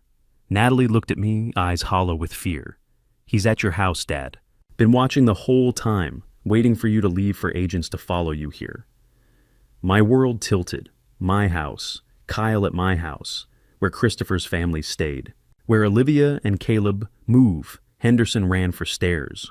All units to Harrington residence, officer down, possible hostage. We ran, down 3 flights through building into sunlight. Natalie stumbled beside me, freed but barely standing after days captive. Henry caught her, half-carried her to vehicle. Convoy roared to life. My phone buzzed. Text from unknown number. Come home. Graham Morrison. Time to finish what my father started. You have 20 minutes before I hurt the children. Come alone or they die. Henderson saw my face. What? I showed him the text. Bennett was already coordinating. ETA to Harrington residence, 15 minutes, code 3. He's had them for how long? Henry asked, voice shaking. No one answered. 15 minutes to my house. Kyle Porter, James Harrison, waiting there with my grandchildren, waiting to finish a 40-year-old murder. The convoy split at Riverside Mill. Half stayed with Natalie. The rest raced toward my house sirens, screaming. I sat in the lead vehicle beside Henderson. Bennett drove like a missile weaving through morning traffic. All units to Harrington residence. Henderson barked into the radio. Possible hostage situation. Static crackled. Perimeter team, no visual on suspect. Protection detail, respond. Silence. Protection detail, respond immediately. Nothing. Bennett blasted through a red light. Cars scattered. My phone buzzed. Kyle, 20 minutes. We'd already burned 5 just getting to the vehicles. 15 minutes left. The drive normally took 12, with Bennett driving maybe 10. Faster, I said. I am, she snapped, taking a corner hard. Perimeter, the radio said. Front door open. No movement. Hold. Wait for tactical, Henderson ordered. We screamed down Tunnel Road 70 in a 35. My phone buzzed again. 12 minutes. Tick-tock, Graham Morrison. He's watching, I said. He planned this, Henderson replied grimly. Lured us to the mill, knew we'd rush back. He's had the house since we left. Since last night. Kyle had my family for hours. We tore into the neighborhood. Neighbors stood frozen on lawns. The cul-de-sac was blocked with vehicles. My house looked wrong, front door hanging open. Christopher's car in the driveway, driver's door ajar. No movement. Bennett braked hard. I was out before the engine stopped. Wait, Henderson grabbed my arm. Let tactical. I pulled free and ran inside. Chaos. Furniture overturned. Angela's purse spilled, wallet, keys, shattered phone. Backpacks by the door. Olivia's pink Caleb's with superhero patches. Christopher's phone on the floor screen cracked. No blood, no bodies. Clear, agents shouted through the house. Clear upstairs, clear. Empty. In the garage, Henderson found the protection detail, both officers unconscious, zip-tied, drugged, alive. He didn't kill them, Bennett said. Not a cop killer, just a family killer, Henry said quietly. Christopher stood beside him, staring at his broken phone. I moved through the house in a daze. Kyle had been here, taken my family. On the kitchen table lay a folded sheet of paper, my name on the front. I opened it. Graham Harrington, or should I say Graham Morrison. We need to talk. Come to where it all began. Alone. You have 1 hour, or your grandchildren join your parents. Where it all began, I murmured. Henderson read over my shoulder. Richmond? The Morrison family home. That was demolished in 1987, Bennett said. Not the house, Christopher said softly. Where his father's operation began. The Brennan estate. I checked the time. 8:40 a.m. 1 hour, 90 miles to Richmond. Kyle had Olivia, Caleb, Christopher, Henry, and Angela. I had no choice. We're not letting you walk into this alone, Henderson said. He said alone, I protested. And if you don't, he kills them, Bennett said. But he didn't say we can't follow at distance. Didn't say we can't set sniper teams or a full tactical perimeter. Christopher gripped my shoulders. Dad, you're not doing this by yourself. Your kids need you alive, Henry added. Mom died protecting you. Don't waste that. I looked at the note, at the threat against my grandchildren. 40 years ago, I hid in a basement while my parents burned. Not this time. Then let's go, I said, but I face him first. Henderson nodded. Agreed. 55 minutes to move. We ran for the vehicles. The race wasn't over. It was just beginning. Where it all began. The phrase burned as agents dug through old files and databases. The Morrison house was gone. So was the treehouse. None of it fit. He's not being symbolic, Bennett said. He means the literal epicenter of the Brennan operation. Christopher scanned Virginia's files. Here, William Brennan's primary residence. Marked Original Headquarters, 1975-1997. Bennett pulled records. 1847, Brennan Estate Road. Seized in 97, auctioned in 2001, abandoned by 2005. Current status, Henderson asked. Condemned. But she froze. Monthly payments since 2006. Estate maintenance services. Trace it, Christopher said. Bennett went pale. Shell company. Owner K. Porter Insurance Solutions. Silence. He's maintained it for 18 years, Henderson said. This was always the endgame. The satellite image filled the screen, a decaying mansion, overgrown grounds, dense woods. Isolated, defensible. Distance from Asheville, I asked.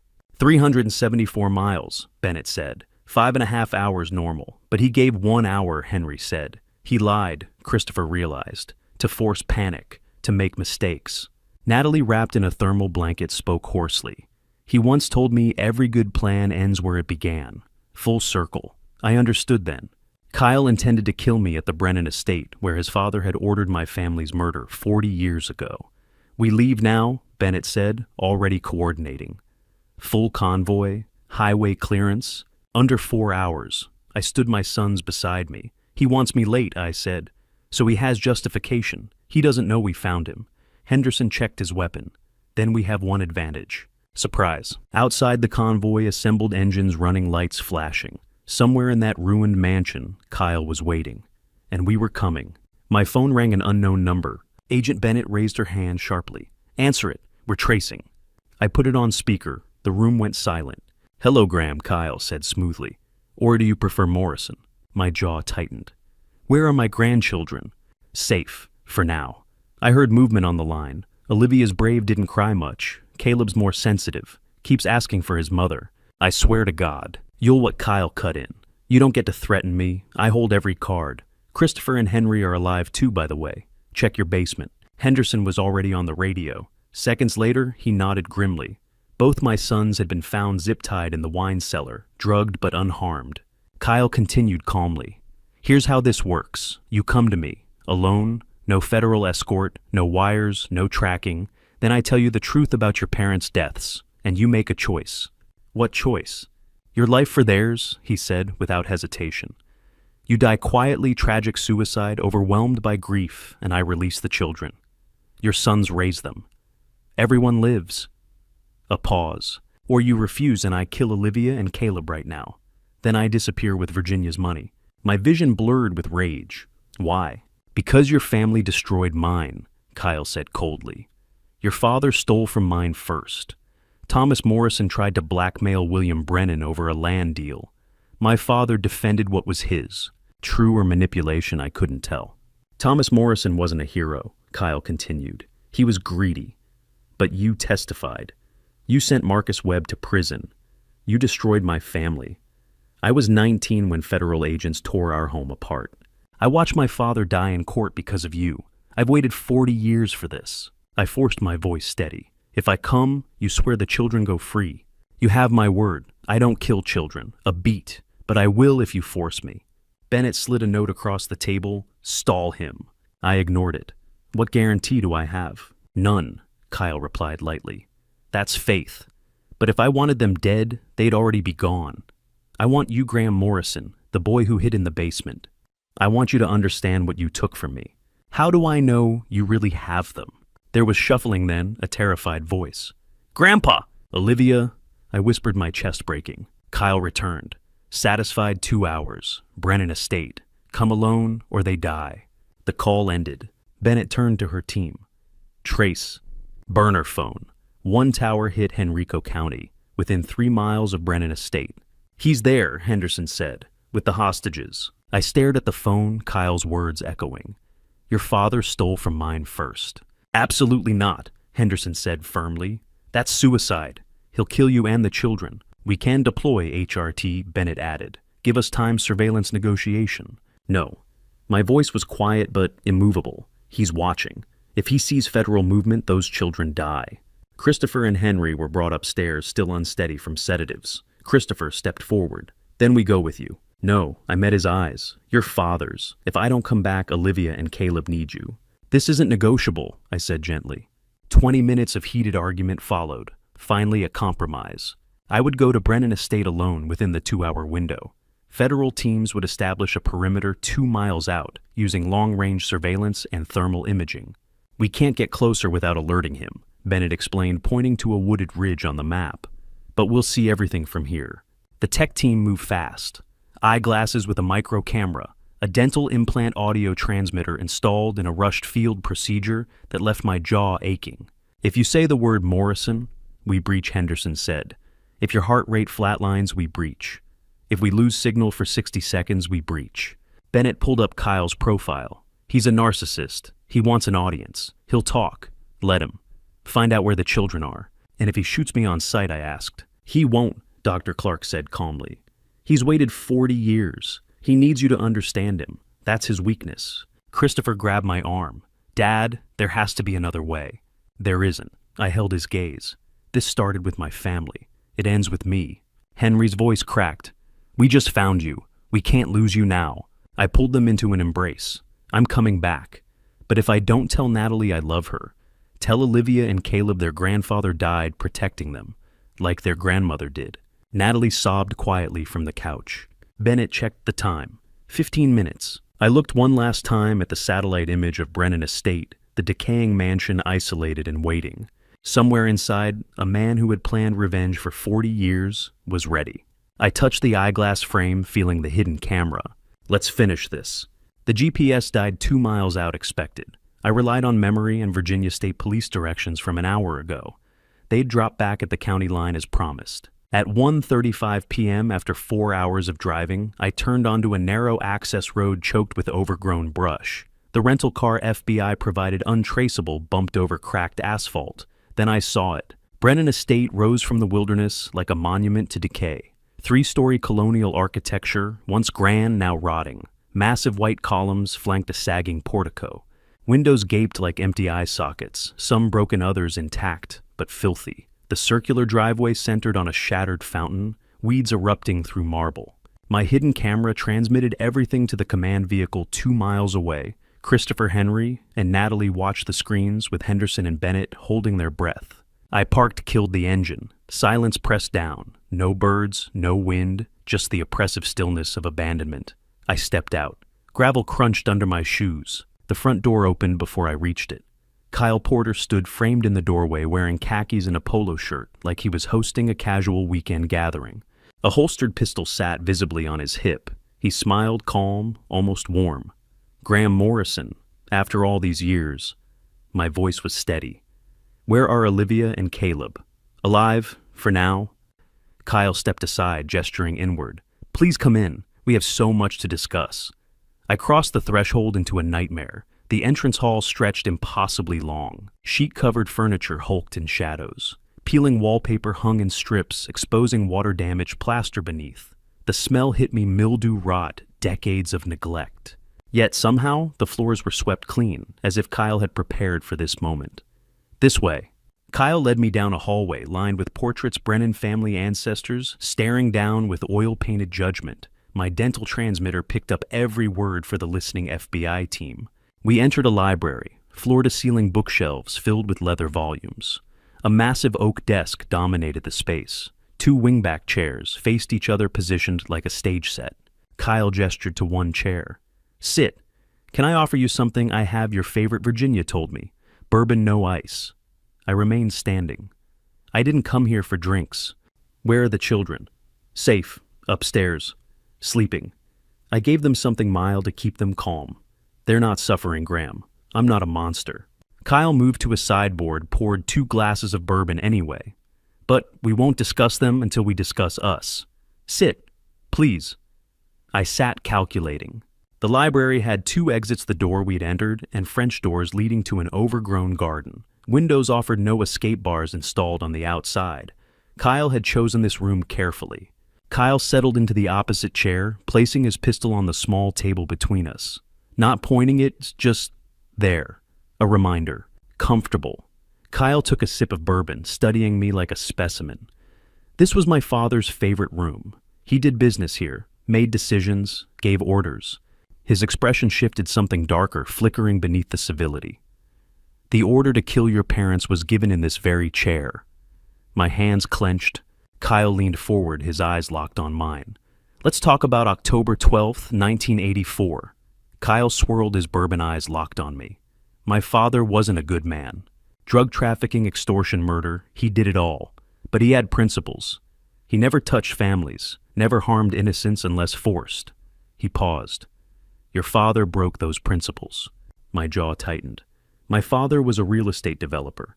Your father was a thief. Kyle leaned forward.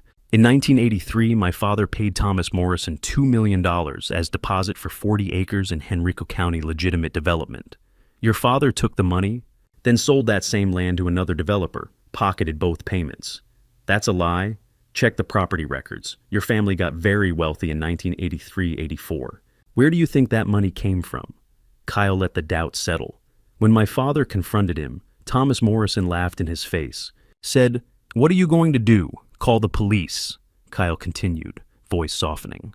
My father gave yours a chance to return the money. He refused, so my father eliminated the problem. Marcus Webb handled it. I watched. I was 19. My initiation. His expression flickered. Your mother's screaming still haunts me. I didn't want her to die, but she saw us. She fought Marcus. My vision blurred with rage. You murdered them. Marcus murdered them. I witnessed it. Proved my loyalty. Kyle's voice hardened. But you hid in that basement, then testified. You identified Marcus, sent him to prison where he died. You destroyed my father's organization. He had a heart attack in court, dropped dead right in front of me. I was 24 watching my father die because you couldn't keep your mouth shut. He was a criminal. He was my father. Kyle slammed his glass down. You took him from me, just like I took yours from you. That's justice. Eye for an eye. Justice!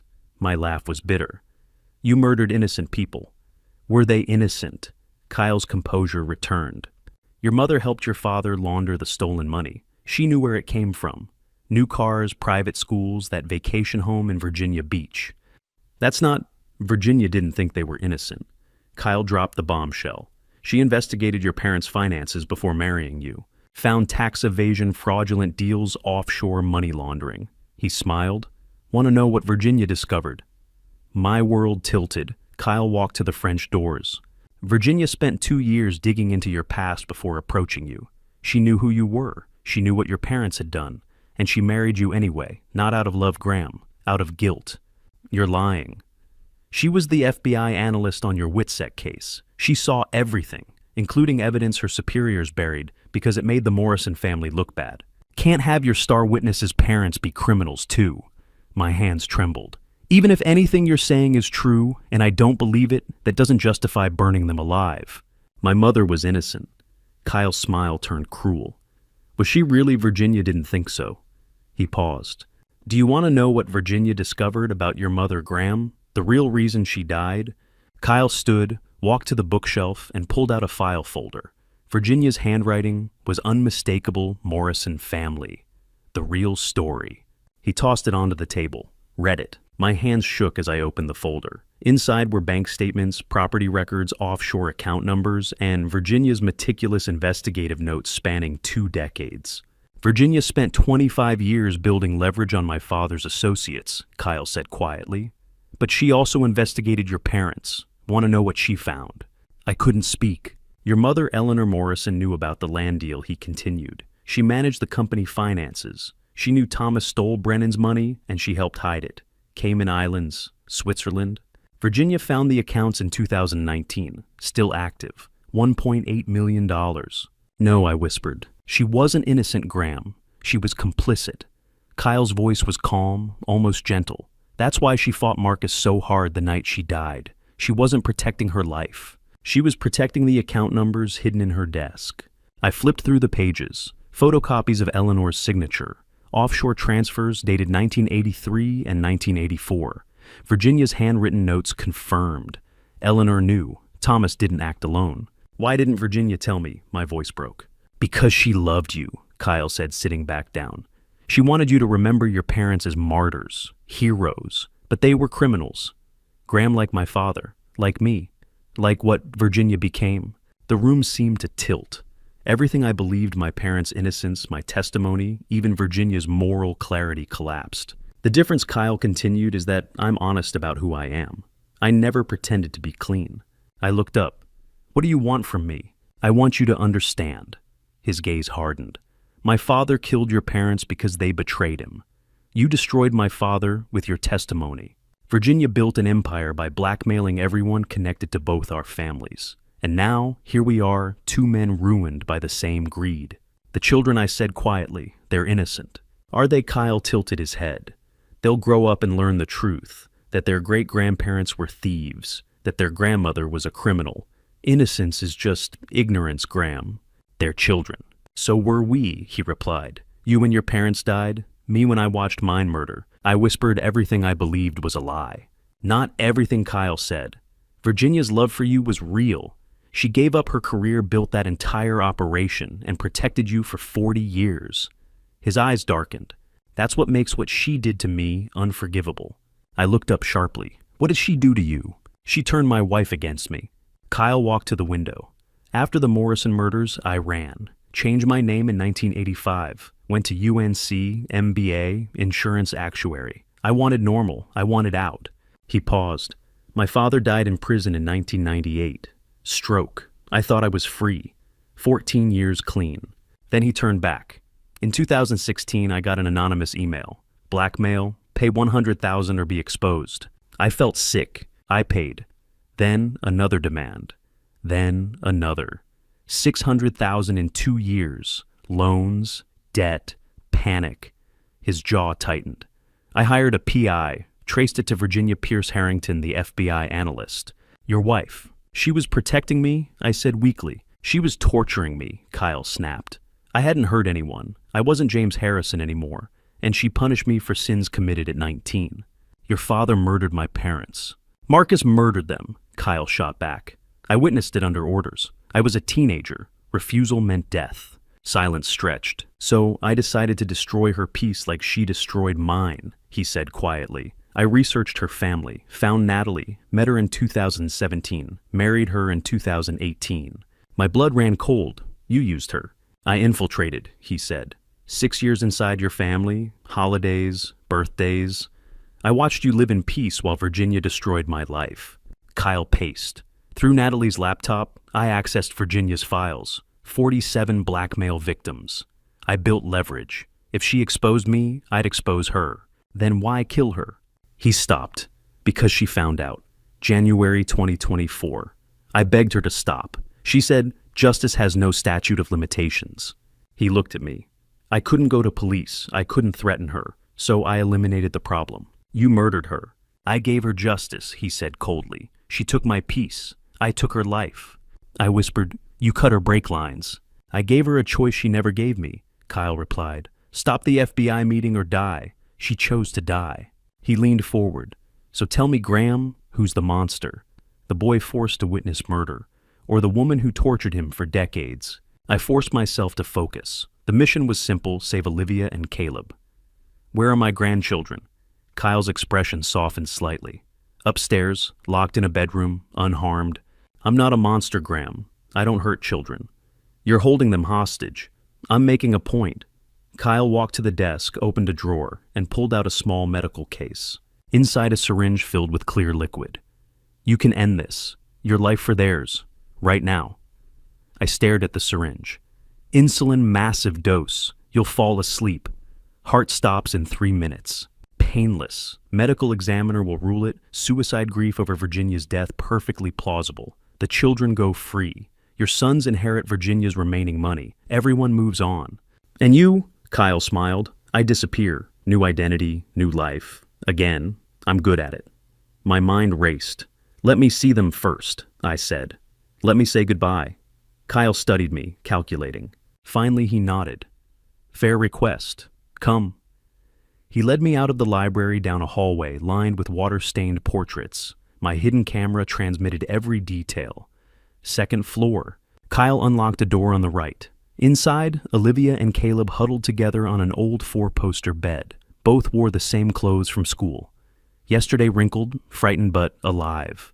No visible injuries. Grandpa! Olivia's voice cracked. I rushed forward, pulling them into my arms. Caleb sobbed against my chest. Olivia held on tight, trembling. You're okay, I whispered. I promise you're going to be okay. Kyle watched from the doorway, gun still holstered but hand resting on it. You have 2 minutes. I cupped Olivia's face, speaking low. Listen carefully. When I say the word Morrison, not before exactly, when I say it, you run. Both of you. Down the stairs, out the front door. Don't stop. Understand? Olivia's eyes widened. She nodded almost imperceptibly. Caleb whispered, I'm scared. I know, buddy, but you're brave, just like your dad. I kissed his forehead. When I say the word, you run with Olivia. She'll take care of you. I pulled both children close one last time. Your grandmother loved you so much. She did everything to protect this family. I'm going to finish what she started. Time's up. Kyle's voice was firm. I stood slowly, placing myself between Kyle and the children. I need to know they'll be safe. How do I know you'll keep your word? Kyle's expression was unreadable.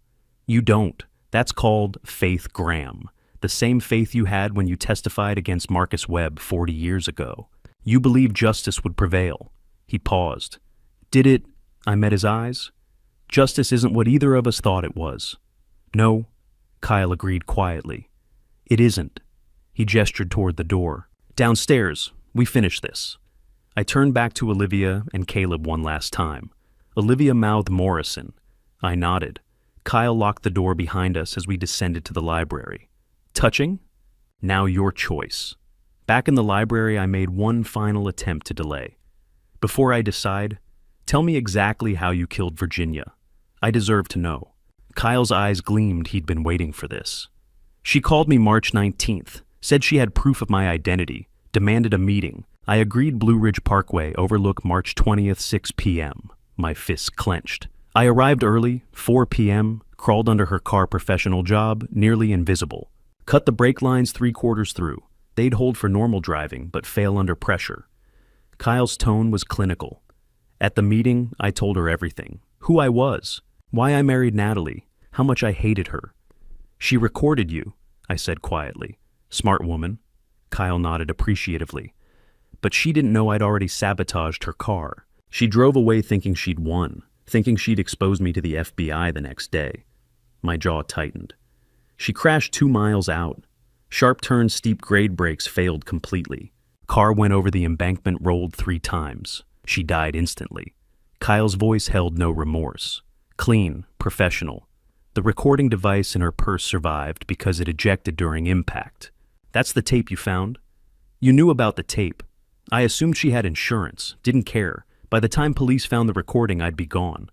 Kyle's expression darkened. Except, Natalie found it first. She heard it. She knew, and she ran. With the money. With my money! Kyle's voice turned sharp. Virginia stole $7.3 million from my father's associates over 25 years. That fortune was built on my suffering, the $600,000 she extorted from me, the leverage she held. Natalie took $4.7 million. She owes me. She owes you nothing. You killed her mother. Her mother destroyed my life first. Kyle leaned forward. Virginia hunted me for 40 years, blackmailed me, tortured me. She chose to die rather than leave me alone. So I gave her what she wanted, a dramatic ending. My voice was ice. You're insane. I'm consistent. Kyle stood, retrieving the insulin syringe from the desk. Your father stole from mine. My father killed yours. You destroyed my father. Virginia destroyed me. I destroyed Virginia. And now, he held up the syringe. You'll sacrifice yourself to save your grandchildren. The cycle completes. I stared at the syringe. This ends here. No more killing. Agreed. Kyle's smile was cold. After you die. And if I refuse, Kyle walked to the library door, opened it, called upstairs. Olivia, Caleb. Your grandfather says he doesn't love you enough to save you. A child's scream pierced the silence. I lunged forward. Stop! Kyle closed the door calmly. Your choice, Graham, you or them. My mind raced. The code word. Morrison. But if I said it now, Kyle might reach the children before FBI breached. I needed Kyle here, away from that locked door. I'll do it, I said quietly. I'll take the injection. Kyle's expression shifted, surprise, then satisfaction. Finally, a Morrison with honor. He approached with the syringe. I held out my arm.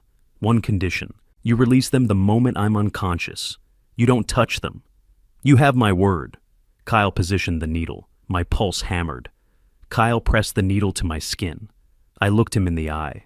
"My name is Graham Morrison." I slowly stood, pushing the syringe away. "I'm not taking that injection, Kyle." His expression darkened instantly. "Then the children die." "No." My voice surprised me, steady, controlled. "They won't. Because you're not a child killer. You said it yourself. Your father never targeted families.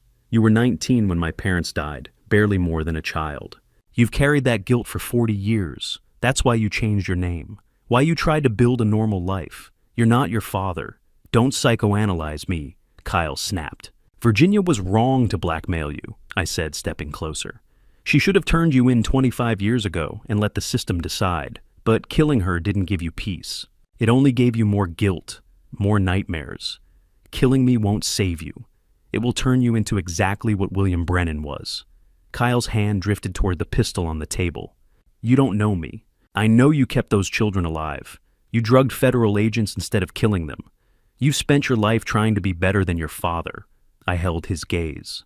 "But threatening children murdering their grandmother, that's exactly what he would have done."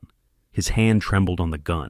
For a brief moment, hesitation crossed his face, the 19-year-old boy who watched murder and carried it for decades. "Let them go," I said quietly. "Turn yourself in. Let everything come out. Virginia's blackmail, my parents' crimes, your father's crimes, all of it. That's justice, not revenge." For a heartbeat, I thought I'd reached him. Then his expression hardened. His fingers closed around the pistol. He raised it and aimed directly at my chest. "You're a fool," he said. Just like Virginia. The room seemed to shrink. I heard my own breathing. Upstairs, Olivia and Caleb were waiting for a signal I hadn't given. Virginia died protecting people? I said, amazed my voice didn't shake. "I'm not afraid to do the same." Kyle's finger moved to the trigger. "Then you'll die for nothing." "No." I straightened. "She died giving me the truth. And I'm going to use it. Whatever you do to me, the evidence survives. The tape survives. Your confession is already in federal hands. Killing me changes nothing. It gives me satisfaction," he replied coldly. "Does it?" I took a step toward the gun. "Or does it finally make you the man you've spent 40 years trying not to become?" Behind my glasses, the hidden camera recorded everything. The dental transmitter captured every word. 2 miles away, Henderson waited for my signal. I looked Kyle Porter, James Harris, and Brennan directly in the eyes. "My name," I said, clearly is Graham Morrison, the code word. Kyle's eyes widened. His finger tightened. "And yours," I finished, "is James Harrison, the boy who watched his father destroy lives and the man choosing to do the same." The gunshot shattered the silence. At the same instant, glass exploded from a second-floor window, FBI tactical breach. Kyle flinched, distracted for 1 critical second. I lunged, grabbing the heavy brass desk lamp. Kyle spun back and fired. The shot missed, slamming into a bookshelf. I swung with everything I had. The lamp struck his wrist. The gun flew across the room. "You were supposed to come alone." He snarled. "I did," I gasped. "They just followed." Kyle rushed me. He was younger, stronger. I was 65 and desperate. We crashed into furniture, struggling. My glasses, the hidden camera, flew off. Video was lost, but audio continued. Breathless impact, pain. Kyle slammed me against the wall, hands closing around my throat. "If I die, everyone dies." I rigged explosives in the basement bluff, or truth I didn't know. My vision blurred. Then I remembered Virginia years ago, insisting I learn basic self-defense. You never know when you'll need to protect yourself. I drove my knee hard into his groin. Kyle released me, stumbling backward. FBI agents were on the stairs now. "Federal agents, drop your weapon." The gun lay across the room. Kyle made his choice. "If I can't have justice," he shouted, "no one can." He lunged for the pistol toward the stairs, leading to my grandchildren. I barely had breath to shout, "Morrison." The breach code. I was closest. In that instant, I chose. I grabbed the heavy bronze bookend and threw it with everything I had. It struck Kyle's head. He collapsed unconscious. The gun skidded away. The FBI flooded the room, weapons drawn. Kyle was restrained alive. Henderson appeared. "Are you okay?" I slid down the wall, throat bruised, blood on my lip. "Get my grandchildren out," I said. "Now." Chaos outside the Brennan estate. FBI agents everywhere, ambulances, Virginia State Police. Kyle Harrison. Brennan, unconscious but alive, head wound bandaged, was loaded into an ambulance under armed guard. Bomb squads swept the house. No explosives found. Kyle had been lying. Upstairs, Agent Bennett personally brought Olivia and Caleb out wrapped in blankets. Caleb was frozen with fear. Bennett carried him whispering reassurances. I met them outside, dropped to my knees, pulled both children into my arms. "I was so scared, Grandpa," Olivia sobbed. "I know. It's over now. You're safe." Christopher and Henry arrived. They'd followed with the FBI convoy and ran to us. Family reunion tears relief trauma. Paramedics insisted on checking everyone. My throat was severely bruised, minor cuts. Olivia and Caleb had no physical injuries, but were clearly traumatized. Federal agents conducted brief interviews. Kyle had kept them locked in the room, but fed them, gave them water, didn't harm them physically. Natalie arrived by federal helicopter, rushing to embrace me and her brothers, another tearful reunion. Christopher hugged his wife Angela, who'd come with the federal escort. Henry stood slightly apart, processing alone. Henderson approached me as paramedics finished examining my throat. "We need to close this out. There's more to Virginia's story." I nodded, exhausted. "I know." Bennett joined us. "Kyle's cooperating, already asking for a lawyer, already offering testimony against remaining Brennan associates. He knows his only shot at avoiding death penalty is full cooperation." "The children?" I asked hoarsely. "We'll have child psychologists meet with them tonight. Gentle interviews, trauma-informed. They'll need therapy, but they're resilient." Bennett's expression softened. "You saved them, Mr. Morrison. Graham, you saved your family." The name felt strange. Morrison, after 40 years as Harrington. Christopher appeared at my side. "Dad, the doctors want you at the hospital. Your throat—" "I'm fine." "You're not fine." Henry's voice was firm. "You were nearly strangled. You're going to the hospital. We'll all go." I looked at my sons, both of them exhausted, traumatized, but standing strong. Behind them, Olivia held Caleb's hand, both wrapped in blankets beside Natalie. My family. Alive. Safe. "Okay," I said quietly. "Hospital. Then we finish this." Henderson handed me my recovered eyeglasses. The hidden camera lens cracked, but footage saved. "Everything's recorded. Kyle's confession, the assault, everything. It's over, Graham. You did it." I looked back at the decaying Brennan estate, where 40 years of secrets had finally ended. "No," I whispered. "Virginia did it. I just finished what she started." 3 days later, we gathered at FBI Charlotte. Graham, Christopher, Henry, Natalie. Agent Bennett presented final evidence from Virginia's safe deposit box, a USB drive labeled "For My Family." After KP is caught, Bennett plugged it in. Virginia appeared on screen, dated January 15, 2024, 2 months before she died. She looked tired, but peaceful. "My loves, if you're watching this, I'm gone, and Kyle has been caught. Good." She explained her 25-year mission completely. The blackmail operation wasn't just to protect me. It was to dismantle William Brennan's entire criminal network. 47 associates, 12 corrupt officials, 8 judges, 6 law enforcement officers. Every dollar Virginia collected went into trust funds for 3 purposes. Education for the grandchildren, $3 million allocated. Restitution for Brennan Network, victims $2.8 million, and operational costs protecting me, $1.5 million. The missing money Kyle and Natalie had fought over, already distributed to 23 families harmed by the Brennan organization over 40 years. Virginia had established anonymous trust funds in 2023, began distributions in November. She had been nearly finished, just needed to identify James Harrison to complete the mission. "I know what I did was illegal," Virginia said on screen, "but every person I targeted had committed real crimes that destroyed lives. I didn't create criminals, I documented them. And I used their fear to protect the people they had harmed." She looked directly at the camera. "Graham, I'm sorry for keeping your past from you. I wanted you to have peace. Christopher, Henry, Natalie, I'm sorry I couldn't tell you the truth, but everything I did for love." Tears streamed down Natalie's face. Christopher gripped the table. Henry stared at the screen, jaw tight. Virginia's voice softened. "The Brennan Network destroyed hundreds of lives. Thomas and Eleanor Morrison were just 2. I couldn't bring them back, but I could make sure their deaths meant something. I could make sure William Brennan's empire crumbled, and I could protect the one witness who survived the man I loved." She wiped her eyes. "I don't expect forgiveness. I don't expect understanding.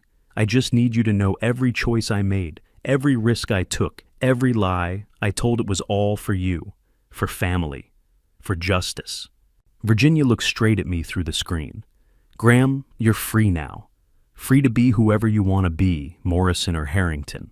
Free to grieve your parents properly. Free to hate me for what I did or forgive me. But please teach our grandchildren that justice and compassion must exist together. That love without truth is manipulation, but truth without love is cruelty. I failed to balance that. Don't let them fail. Her voice broke.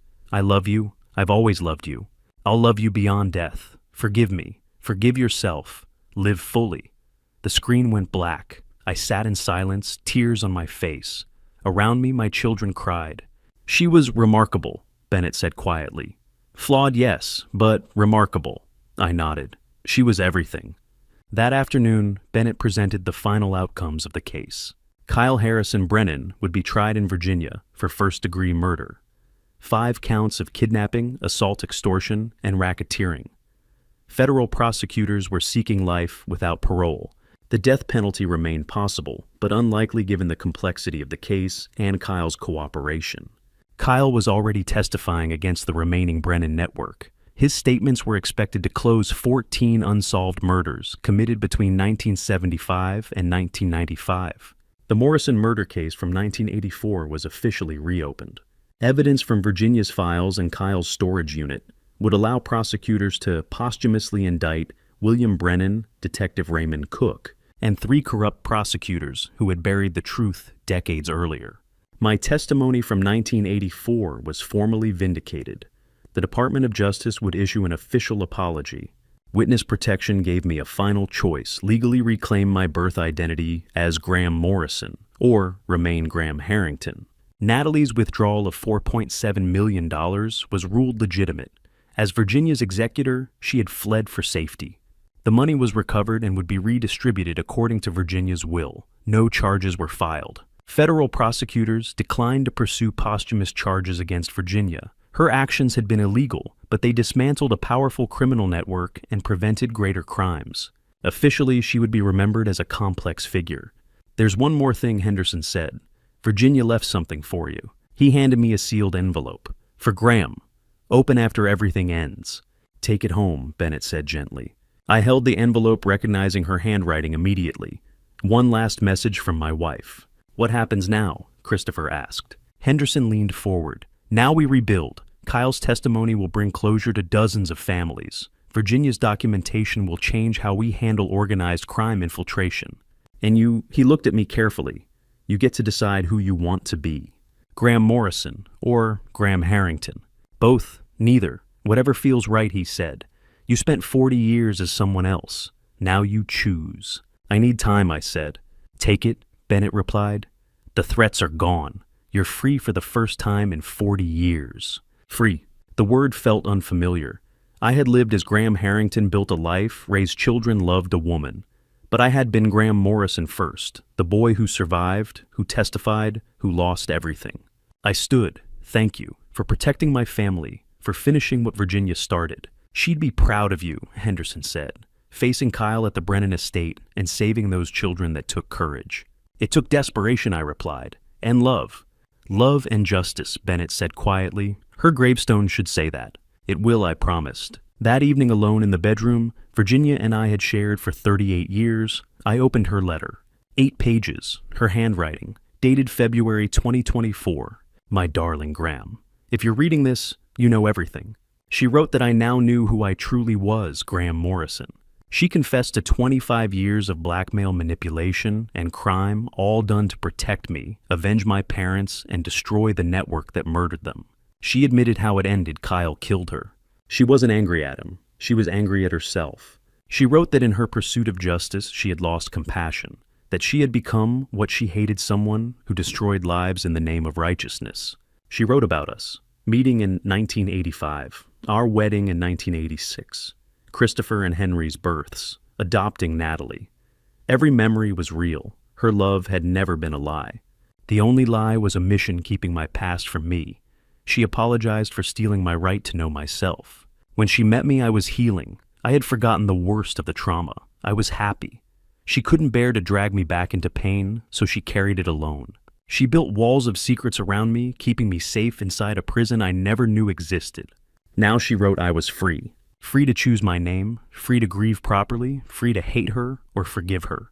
She asked only one thing that I teach our grandchildren, that justice and compassion must exist together. Love without truth is manipulation. Truth without love is cruelty. She had failed to balance the two. The letter ended simply. I love you. I've always loved you. I'll love you beyond death. Forgive me. Forgive yourself. Live fully. Your Virginia. I sat on the bed holding the letter to my chest. For 40 years, Virginia had carried the weight of my stolen identity. She had sacrificed her career, her integrity, and finally her life for love. Who was the monster? None of us. All of us. We were people shaped by trauma, chasing justice, making impossible choices in the name of love. I looked at her photograph on the nightstand. I forgive you, I whispered, and I'll finish what you started the right way. 6 weeks after Kyle's arrest, our family gathered at the dining table for the first time since March. Christopher, Angela, Olivia, Caleb, Henry, and Natalie were all there. The empty chair beside me felt heavy. Christopher had insisted. Mom would want us together. Our therapist said rituals mattered. Trauma had to be shared to heal. Angela cooked Virginia's lasagna. Olivia and Caleb sat close. Henry poured wine, his hands steady again. Natalie looked present, fully present for the first time in weeks. I want to say something, I began. We had been through hell. Kyle's crimes, Virginia's secrets, truths we never wanted to know. Virginia had made terrible choices. She lied, she blackmailed people. That was undeniable. She had also loved us fiercely, protected us, died for us. Both were true. Christopher admitted his anger. She could have gone to the FBI. Instead, she played vigilante and paid with her life. But would the system have protected us? Natalie asked quietly. Or buried it again like they did in 1984? We would never know. Henry asked the question he feared most. Did Mom marry Dad out of guilt? No, I said firmly. Guilt may have brought her to me. Love kept her with me. I miss Grandma, Olivia whispered. So do I said. We ate. We shared stories. Healing wasn't neat, but it had begun. Before leaving, Caleb asked Grandpa, "Who are you now?" "I'm both," I answered, "Morrison and Harrington. I need both to be whole." I raised my glass. To Virginia, for truth and lies, justice and mercy, love and sacrifice. To Virginia, they echoed. And surrounded by the family she died to protect, I felt her absence and her presence. We were broken. We were healing. We were home. 1 year to the day after Kyle shot at me in the Brennan Estate Library, I stood at Virginia's grave. The November morning was crisp and clear, the kind of day she'd loved. I placed fresh roses red, her favorite, on the granite headstone. Virginia Pierce Harrington, 1961 to 2024. Beloved wife, mother, grandmother. The fierce love that protects endures forever. We made it through the first year, I told her. It wasn't easy, but I think you'd be proud of us. In my pocket, I carried her final letter, the one from the treehouse lockbox. I'd read it so many times the paper was soft and creased. My dearest Graham, if you're reading this, I'm gone, and you know the truth.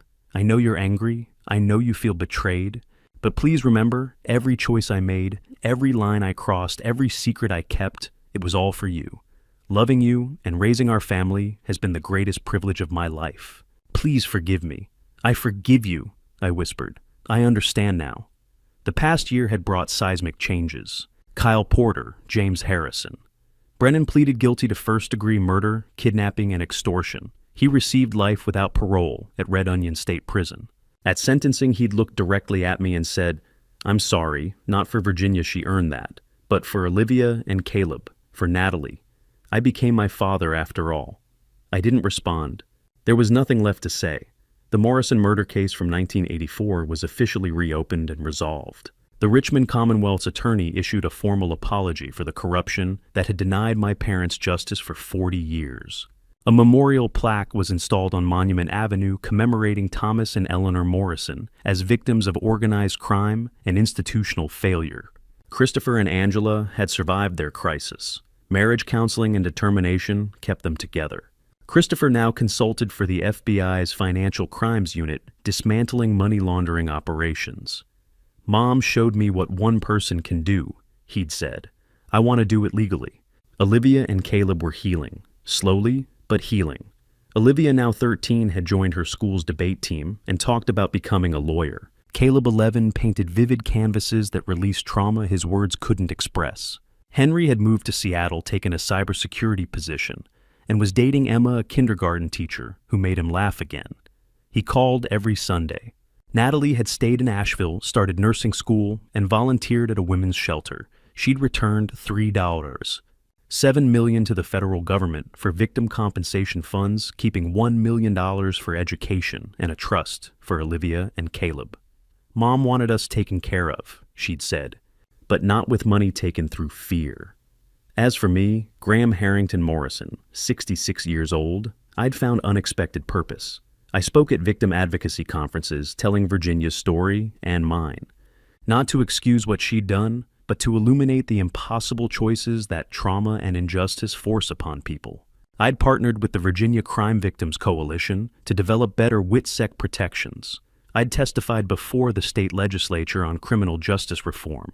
I'd returned to Richmond, bought a house near where I was born, close to my parents' memorial. I'd come full circle, but unlike Kyle, I was building instead of destroying. The kids are coming for dinner tonight, I told Virginia's headstone. All of them. Angela's making your lasagna. We're going to tell stories about you, the good ones and the complicated ones. Olivia painted you standing in front of a sunset smiling. Behind me, I heard car doors. Christopher, Henry, Natalie. They'd come to stand with me to mark this day together. Ready, Dad? Christopher asked gently. I looked at Virginia's name one last time. Yeah, I'm ready. Mem, we walked back to the cars together, a family scarred but unbroken, choosing love over bitterness, hope over despair, light over the darkness Virginia had lived in to keep us safe.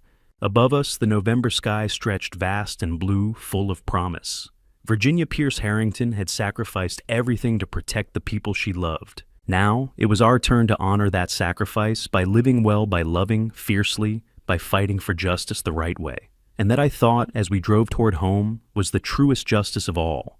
Sitting here at 66, I need to share what I've learned from this true story. Don't be like me. Don't live in comfortable lies while someone you love destroys themselves protecting you. For 40 years, Virginia carried secrets that poisoned our marriage. I never asked hard questions, never pushed past her walls. God knows I failed her. The Bible says, the truth will set you free. And that's the hardest lesson of this true story. These grandpa stories I tell Olivia and Caleb now are honest, painful, but honest. Virginia's grandpa stories were beautiful lies built on sand. When truth came, it shattered us. Here's my lesson. Love without honesty isn't love, it's control. Protection without transparency isn't safety, it's prison. If someone's keeping secrets to protect, you demand answers. If you're keeping secrets, stop. God gave us truth for a reason. I thank God my grandchildren survived, but I'll never forgive myself for being blind. This true story isn't about a hero grandfather, it's about a man who woke up too late, a wife who chose vengeance over trust, and a family nearly destroyed by secrets disguised as love. Don't be like us. Choose truth. Choose transparency. Choose light over darkness. If this story touched you, please comment below, sharing your thoughts on these grandpa stories about justice and family. Subscribe to the channel for more honest content. Share this with someone who needs to hear it. Let's build a community where truth matters more than comfort.